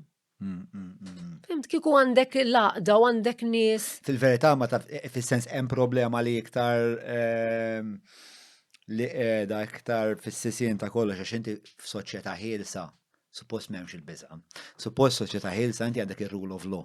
Sewwa, li saltna ta' dritt suppost tipproteġik biex inti id-drittijiet tiegħek tkun tista' tħarishom mingħajr ma tinkwieta illi l-istat mhux se jagħmel biżejjed biex jipproteġik biex inti tkun tista' tħaddem id-drittijiet li missirijietna batew u dik hija il-problema fundamentali. Hemm il-biża' m'hemmx isma' nagħmlu meta għamilt protesta sentejn ilu. Aw tantu tara fuq Facebook nies jikkommentaw. Mod tagħmel protesta u jiġu 200 ruħ. X'kienet il-protesta? L-istess kontra kontra l-animal welfare. Dak iż-żmien biex tinbidel id-direttur, nbidel id-direttur u ma sar xejn. Ma mxejtux il-qoddim. Le. Minti kif tista' timxi l-qoddim meta għandek tkun persuna li vera tħobb l-annimali. Ma tistax titfa' ġifieri m'għandi xejn kontri, imma ma tistax titfa' persuna li għalih kelb kbir nista' nħallih barra tax kelb kbir. Ma tagħmel sens. Meta aħna nisħqu li il-klieb iridu jkunu parti mill-familja. Għandek affarijiet naf. Affarijiet li hemm regola, hemm liġi, imma m'intix tatwa. Għandik idea, għandik eżempju. Mela, għamilt confiscation. Ġejt fuq il-post, il-klieb mhux qed iżommhom tajjeb, ħadtomlok. Tista' tgħidli kif xahar wara jerġa' jkollu l-klieb? Jew ġejt nagħmellek confiscation, ġejt nagħmellek inspection. Narek il-kelb tiegħek ma sibtekx. Ħallejtlek nota ħelwa, jiena mill-animal welfare ġejt niċċekkjalek li jekk il-kelb tiegħek huwiex fi stat tajjeb. Mela jekk il-kelb tiegħek kienet jgħix fil-ħmiġ tiegħu u marbuġ tagħmel inti? Tagħti ħasla, tħollu, ħalli x'in jiġi. Mhux hekk. Tajjeb, tsibu issib lest kollox pulit. Jew tiġbor kelb fi stat ħażin, iċċipjat. Fi stat ħażin. Tista' tgħidli kif ittiwlu lura. Tista' tispjegali. Hemm protokoll speċta jekk li kollna Ara, jiena bnidem li nemmen ħafna bil-kontratti jekk u mhix espliċiti u impliċiti. U l-liġi hija sors ta' kontratt. U allura meta nibda nitkellem fuq dawn l-affarijiet ma' nies nibda naħseb isma' imma x'inhu il-qbil li għandna bħala soċjetà x'inhu huwa? Meta ddeċidejna isma' aħna mela stabilxejna l-animal welfare ma nafx jekk xi ħaġa li ġi stabilita b'xi tip ta' leġiżlazzjoni. Okej, u l-animal welfare x'inhu l-obbligi tagħha lejn is-soċjetà. Il-protokolls li huma mnisla minn dawk l-obbligi x'inhuma. U l-problema hi li dik kont insib naqaffani. Imma dik kont insibha meta kont inkellem il-pulizija pereżempju, meta kont nispiċċa f'xi naqra nkwiet meta kont tifel, kont indun il daw għal qasja fuq il-liġi. U tibda titkellem magħhom. U tibda tgħid Lalla, bro, inti suppost qed tinforza l-liġi u għastafa, jien qed nikdiblek fuq il-liġi li suppost qed tinforza inti intlefs kompletament. U issa biex ta' aqqastaf inti l-obbligu tiegħek li s-soċjetà x'inhu minn fejn tiġib id-drittijiet tiegħek. U jekk mhux se jkollna daw il-konverzazzjonijiet fundamentali ta' x'inhu l-kuntratt soċjali u il-kuntratt soċjali li huma l-arranġamenti li għandna bejnietna li jorbtuħu jtuħ s-sisin, jibqa' jkollna minn dan ir-rebus, mela inti qed tgħid enforcement m'hemmx. Skrutinju m'hemmx, inti bdejt tgħidli jien ma nistax inċempel mill-welfare u nistaqsi fuq il-każ għax għedli tlift il-ktieb jew m'għandix x'jiġifieri bro, qed inħallsek, kif jista' jkun. Dawn huma affarijiet illi fundamentalment huma repetuti kullum kien. Jiġifieri di tara jekk hux naf kif meta aħna ndaħlu FOI pereżempju, tant tirrepeti ruħha l-enforcement kemm ħandumu ngħidu hawn Malta fuq l-enforcement. Kullum kien qiegħda l-problema tal-enforcement fuq kif noħorġu tenders, fuq kif ninforzaw fuq siti tal-kostruzzjoni u l-health and safety u sebaħu dalam. Ġifieri il-problemi huma fundamentali u evidentament minn kelli ma tantx kont naf dwar il-problemi tagħkom huma l-istess problemi essenzjalment. Li għandek forsi differenza. Ħanitkellmu jiena mill-lat pereżempju ta' teacher. Jekk jiena mmur fil-klassi u ngħidulhom isma' llum jien ma ġibtx affarijiet miegħi, ma għamilx il-lessons u ma ħanagħmel xejn. Probabbli l-għada jgħid lis-sur mast fil-office u jgħidli isma' ċemplu l-parents. Imma daw jidħlu kemm jidħlu rapporti, jibqgħu hemm l-istess nies. L-istess nies. Kif? U kif għandek liġi tgħidlek li jekk il-kelb mhux iċċippjat teħel 300 euro? U ħadd ma jaħal dil-famuża 300 euro. Għax biex teħel 300 euro tittoqgħod titla l-qorti. Għaliex m'għandix tkun bħal jekk jiena lajt ċitazzjoni ta' seatbelt. Terenden ġibatti lid-dar, ħallasta u probabbli ma nerġax nagħmilha. Fimt? Għaliex? Ma tistax tagħti ċiprider lill-pulizija li għandna fil-komunità tkun għaddej inti bid-dog jgħidlek ħan iċċekkja naqra ħi. Xejn ta' kemm tmissilu naqra mod. Semmi ħafna dat ċipep, però ma nafx eżatt x'inhu, ma tista' spjega naqra. Xejn, bażikament iċ-ċippa il-kelb inti meta jkun ta' eta żgħira daħlu il-vet jagħmlu qsu rossa ġo daru u jirreġistrah. Per eżempju, jirreġistraħ ma' ġewwana bil-mobile number, etc. Jekk inti l-kelb intilef, inti ċempel l-animal welfare, jiġi biċ-ċippa, u jiġi biċ-ċip reader, u jekk ikun iċċippjat, ħajjej ċempel il-ġewwana, jgħidilha ġewwana hija x'għandek il-kelb. Jekk ma jkunx iċċippjat, issa, xi ħaġa oħra. Inti kieku tagħti ċip reader lill-pulizija tal-komunità, jien m'għandix għalfejn noqgħod inċempel l-animal welfare jeċċekkja l-kelb. Jien ġilli nies miż-żurriq iċemplu li għax jafu għandhom għandi ċip reader. Ġewwana tistgħu kelb u mur jiena. Minflok ngħidlu ċempel l-animal welfare ħajqgħod jiġi. Immur jien niċċekkja u jekk ikun iċċippjat inċempilhom ngħidlu għandi ġa ċip number sibt il-kelb. ċempel lill-owner. X'hu ma jistax jgħidli ta' minnu. Iwa, mela għandek liġi, di liġi, l-kelb irid ikun iċċippjat. Ovvjament iċċippjat biex jiena ma nistax naqbad u nabbanduna x'bħala abbanduna ħajsibu xi ħadd and it's chipped. Għalfej. Aħna di jekk inti m'intix iċċippjat teħel 300 euro. Mhux dik il-liġi? Meta għatta l-istess l-segretarju parlamentari, iwa vera, you're right, għattela, taf kemm tiġbor flus minna di. Maġaw ħafna mhux iċċippjati. Vera, namluha di, namluha. Waste of time. Tħoss li għad hemm l-wok biex tirrikonċilja ir-relazzjoni tal-NGO tiegħek mal-awtoritajiet? Le jien ismani jien hekk jiġejdu li għandna bżonn l-għajnuna tiegħek biex nimprovjaw. Relevanti kemm għandi graġġu kemm jiena rrabja tal dawn l-affarijiet. Lesta tmewwet kollox biex taħdem jitfid. U mhux jien biss, il-volantivisti kollha bħali. Ġifieri aħna lesti li mmorru mela żgur għall-ġid tal-annimali. Mhux biex inti toħodha easy, jew biex min suppost qed jagħmel xogħol joħodha easy, għall-ġid tal-annimali.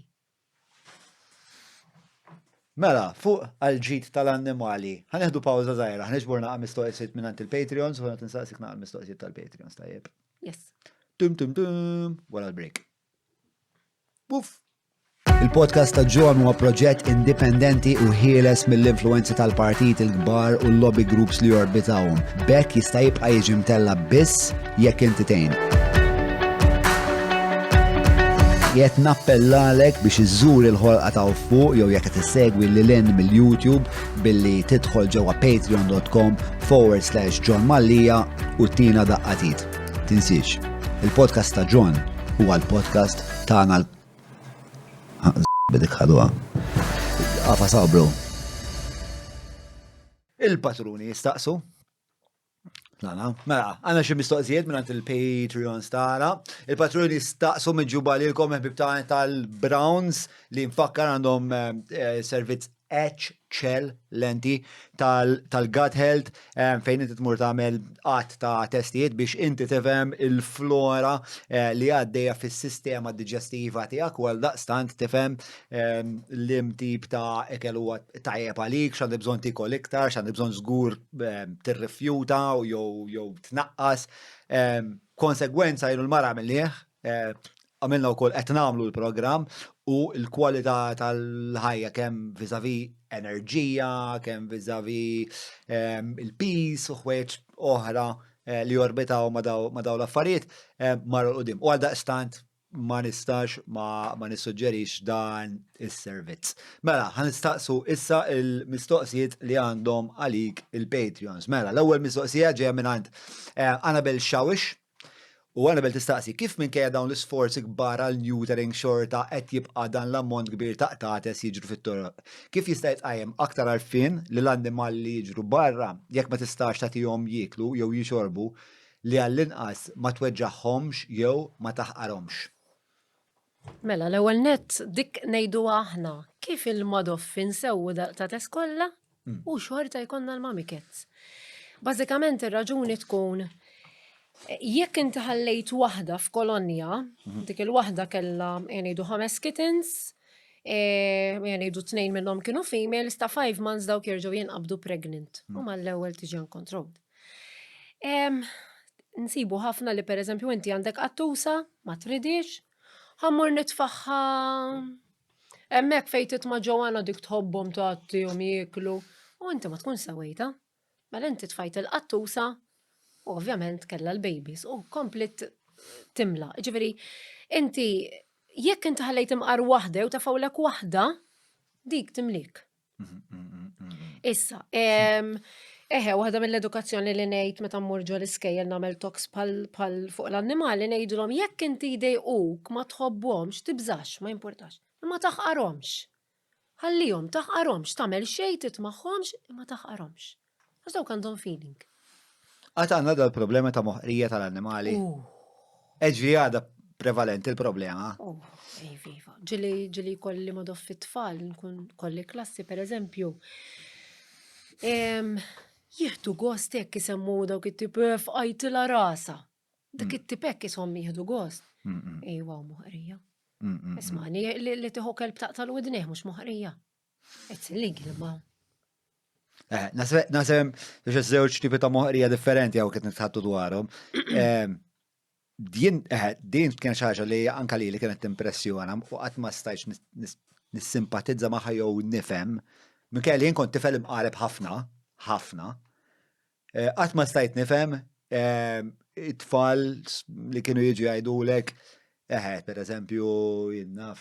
Kien jagħmlu ħafna affarijiet li huma pjuttost krudili l-annimali, ma tistax tiġi waħda. Tortura kienet tkun.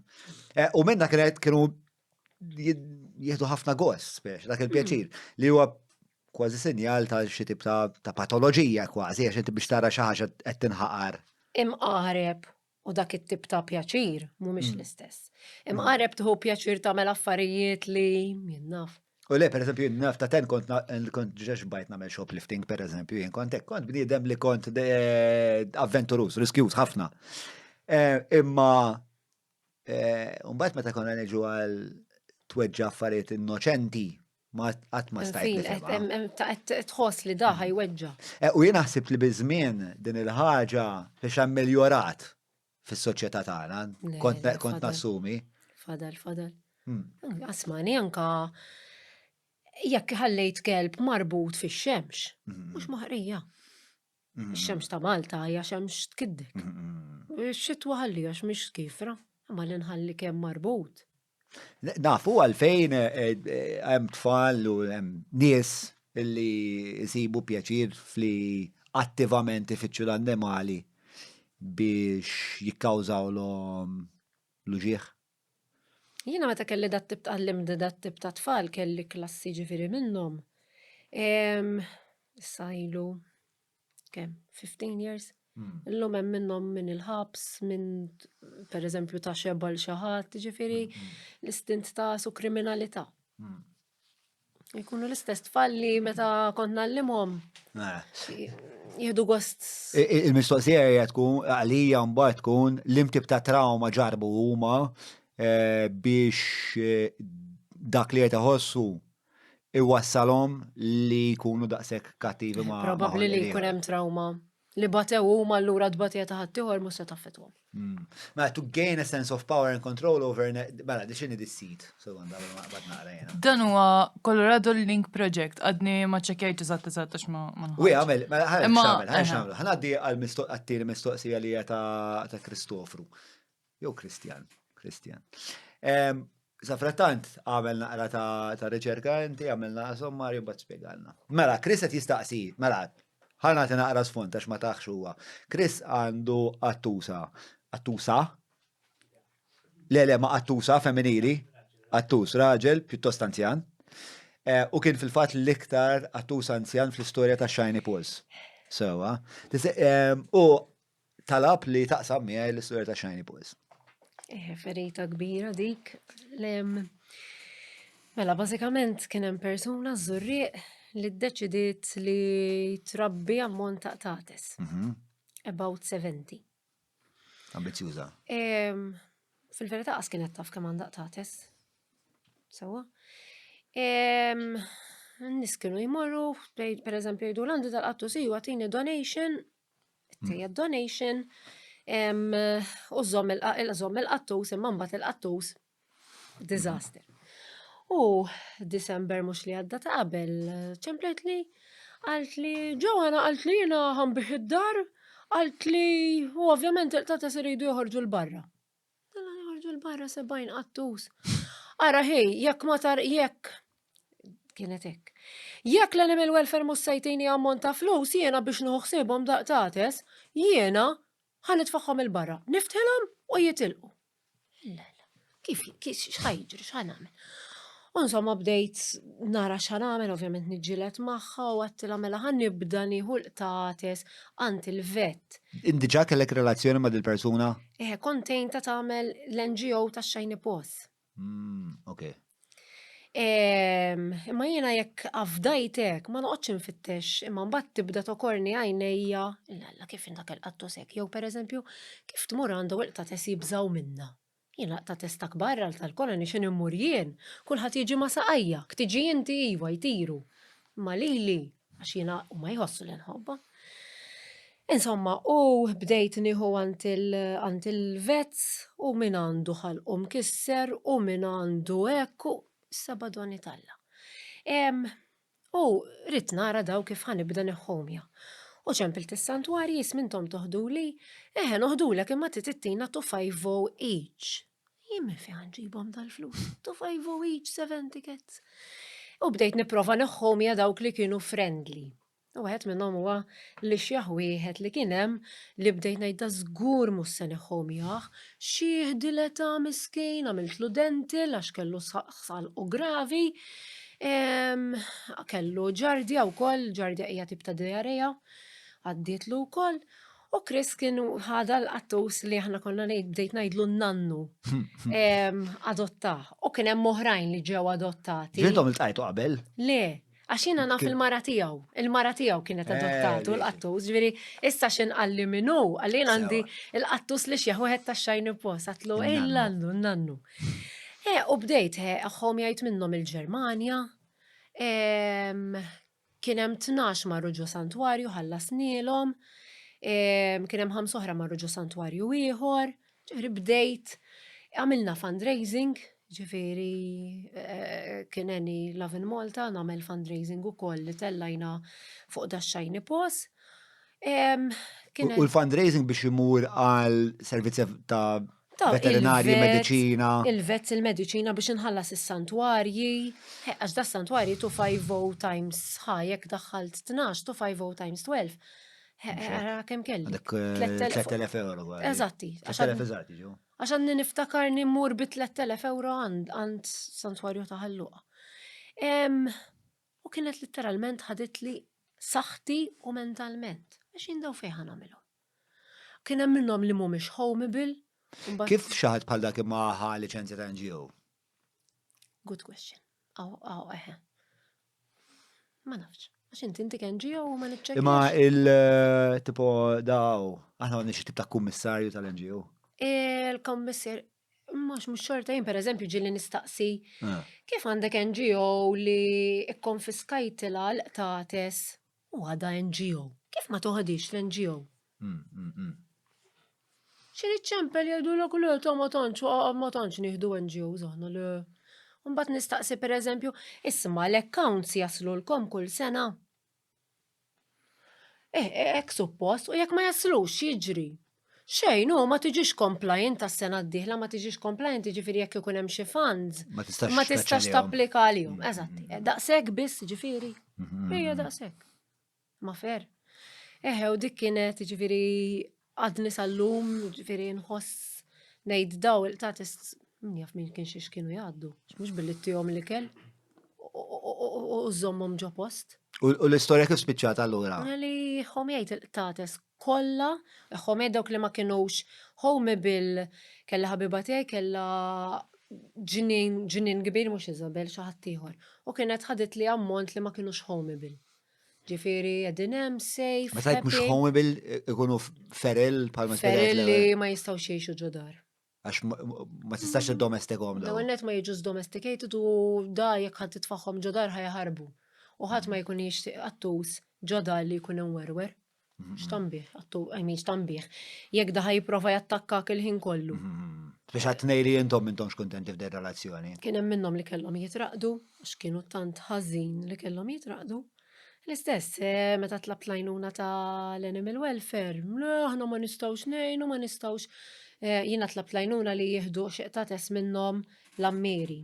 X'inhu l-ammiri? L-ammiri huwa fejn jinżammu l-tates u l-klib li jinġabru minn barra. Sewa. Imma. Huwa post permanenti fejn bqgħu hemmhekk permanenti, speċa jgħixu ħajjithom hemm imbagħad. Mhux suppost, imma ftit ta' żmien qabel konna għadna kemm ħriġna blajta li l-gvern fetaħ ketri ġdida u vera sabiħa u diħażhom ħatiħu tates ta' dawk li pereżempju jmutu. Inti mitt għandek għattu sa jmorru l-ketri. Allora ħsibt li xi ħanċempel id-direttur ta' dak iż-żmien u ngħidilha anti għadek kemm ftaħartu għat li dil-ketri state of the art. Ma tistax imqartu għad li 4-5. Għalt li leħi ma nistax ngħinek, ma nistax. Għajt, billi ma nistax.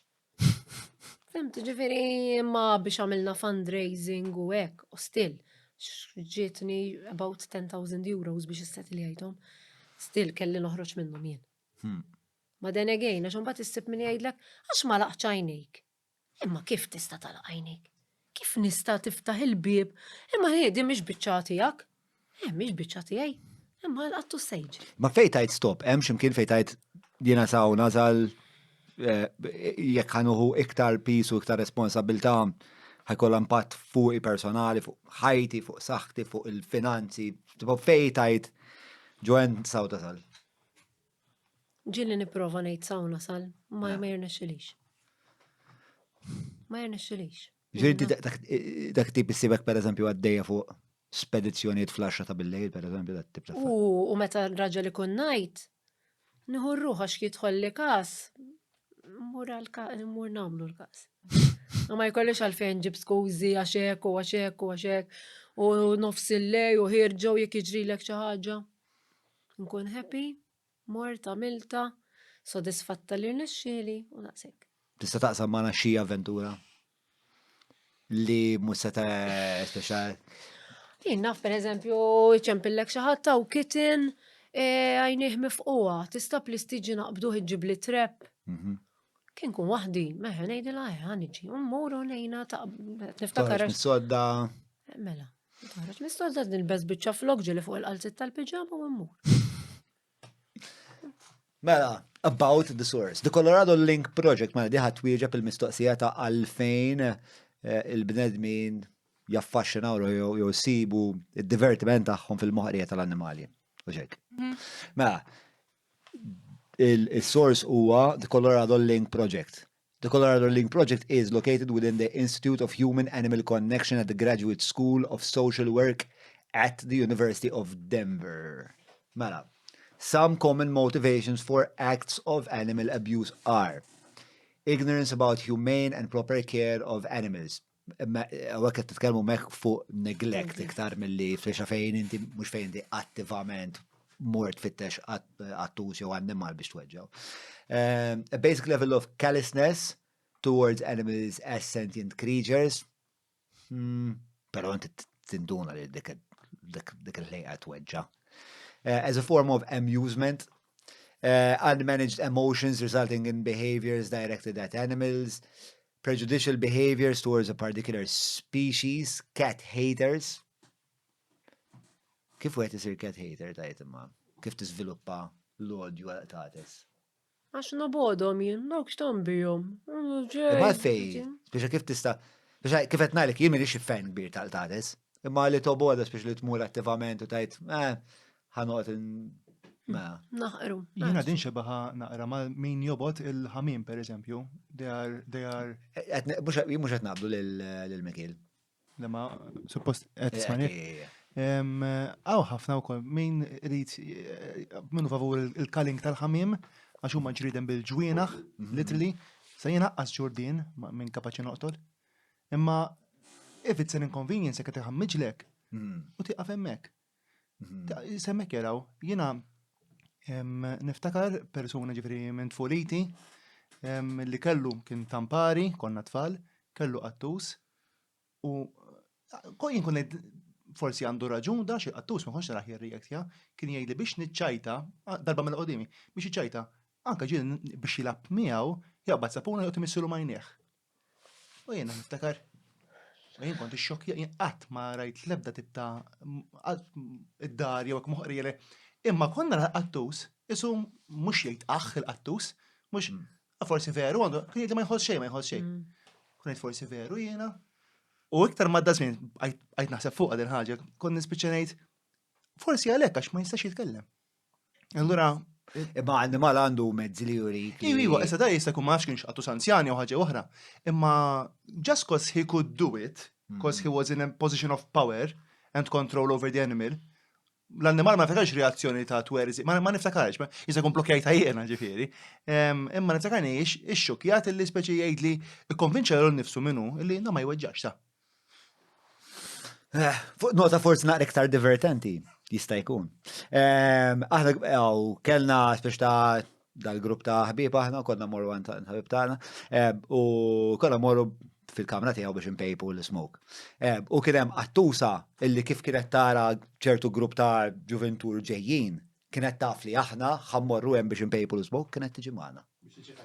Tintef hemmhekk. Tisma' Bob Marley. Kienet smoking buddy tagħna. Smoking Susie. Nisallu nagħmilha. Mela, Ġael tistaqsi. Xi jkunu l-ewwel tliet affarijiet li tagħmel biex itejjeb is-sitwazzjoni tal-annimali kieku kellek pożizzjoni ta' poter. Ara l-ewwel ma nagħmel, jekk inti qed titħallas biex tagħmel ix-xogħol ta' Animal Welfare Officer. Xogħolok trid tagħmlu. Imma qabel ma nimpjegak, irrid inkun ċerta li inti l-annimal tħobbu. Fimt, ġifieri, forsi jekk jiena u inti mmorru fl-istess post, fejn hemm kelb. Għalik li l-kelb għandu bawl blikel u għandu kamra, għalik tgħidli mhux tajjeb qiegħed, għax inti forsi mhumiex daqshekk għal qalbek. Imma jiena ngħidlek, le, il-kelb irid ikun ma' l-owners tiegħu, il-kelb irid ikun parti mill-familja. So, irid ikun animal lover. Ta' ġili inċempel jiena. Isma, għamel inspection hemmhekk hemm dak il-kelb miskin għandu koko miegħu. Imur l-Animal Welfare Officer? O le, jimsaħlu naqra l-koko jkun tajjeb ta' le. Mela, inti jrid ikollok ċertu passjoni lej l-annimali, anka xogħol jekk għandek passjoni ħatamlu iktar bil-qalb. ċertu sodisfazzjon, mhux mort biex jgħaddi l-ħin. U la qed titħallas xogħolok tittamlu sew. Jekk inti għamil xi ħaġa ħażina, jista' mhux ikun il-Ministru sebaħ u dalam jaqbes għalik, no, you're out. Jien nagħmel xi ħaġa ħażina, l-iskola nimmala tratta l xi ħadd, l-għada jċempilli, jgħid li tidħolx. X'għamil xi ħaġa ħażina fuq student. Mela għalfejn fl-annimali li ma nagħmluhiex di. Fimt? Ġifieri dik naħseb minn hemm nitlaq. Manka li ma nistgħux niġbruh dak il-kelb għax m'għandniex post. Illa u daqstant space li mhux użat. Għamlu utli. Sib, għal kull problem hemm soluzzjoni. Ġifieri dik li m'għandniex space, naħseb l-ar li għandna animal welfare li mhix tiffunzjona. Timmaġinak xi direttur tal-animal welfare inti per Le. Le. Għal xiex. Għax kieku noqtol li xi ħadd. U fuq dik il-nota feliċi ngħaddu. Le. As officer ma nimmaġinani. Għax jien ma nistax. L-ewwel ma nista' nagħlaq għajnejja għal xejn. Kif tista'? Huwa prinċipalment għalfejn naħseb tkun utli għal dik is-sistema li għax m'intix lesta tagħlaq għajnejk għal xejn. Ma mbagħad ħa tispiċċa ħażin Ħafna żgur konflitti, ċertu nies. Nipprova ta' ninżel fil-livell ta' ċertu nies u nitkellem magħhom. Imma at some point imbagħad ma nkunx ma nistax naċċetta ċertu affarijiet. Mela, ġo, qabel ma nagħlqu, tista' tagħmel forsi appell ta' kif in-nies jistgħu ikunu ta' għajnuna lejkom? Mela, l-ewwel nett, jekk inti tixtieq titma' strays, jekk inti m'intix lesta li tlit magħhom ikel tajjeb, ikel dry food u ikel tagħhom, titmax. Armih l-ikel. One, tkun qed ittellef fil-feeders għax jiena meta murna leffejna lef jiena u nsib skost xewk bħal rufjana mmur id-dar inġib li xkupa u d-detergent u l-ilma biex naħsel, għax jien idejjaqni l-ħmiġ. Tajjeb. U tu għed tamel ħazin il-tatis. Tajjeb. Oħra, jekk m'intix kapaċi ta' life commitment għal-annimal 15-20 years, iġġibux. Tippruvax. Għax għalfej, dak iħoss, jekk inti taqtu l-qattus ħajħoss għalik, il-kelb ħajħoss għalik. Ħafna midrabi meta jiġu abbandonati, jew xi qattus minn ġodar titfaw ġa santwarju, ħafna midrabi ġili jmutu. Mutu speċi ta' biddiltilhom l-ambjent. Jagħmlu f'qalbhom bażgan. U mainly jekk inti jdejquk, ħallihom, tmissomx, titmaħħomx, ma taħqarhomx.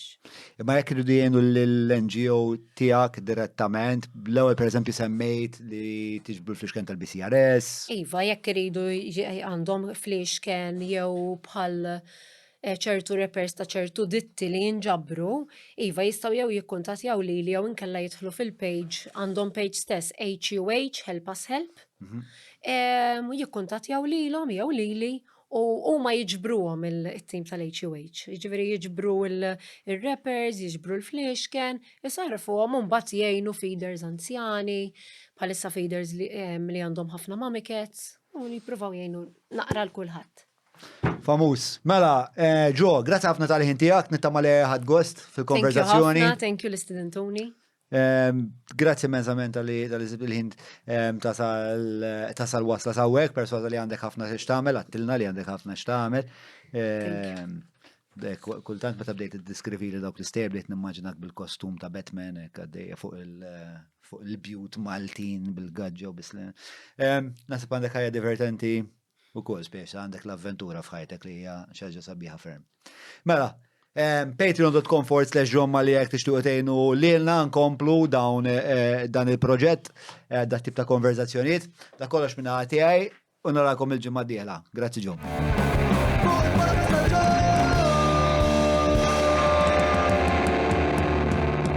Mela, tlaqna?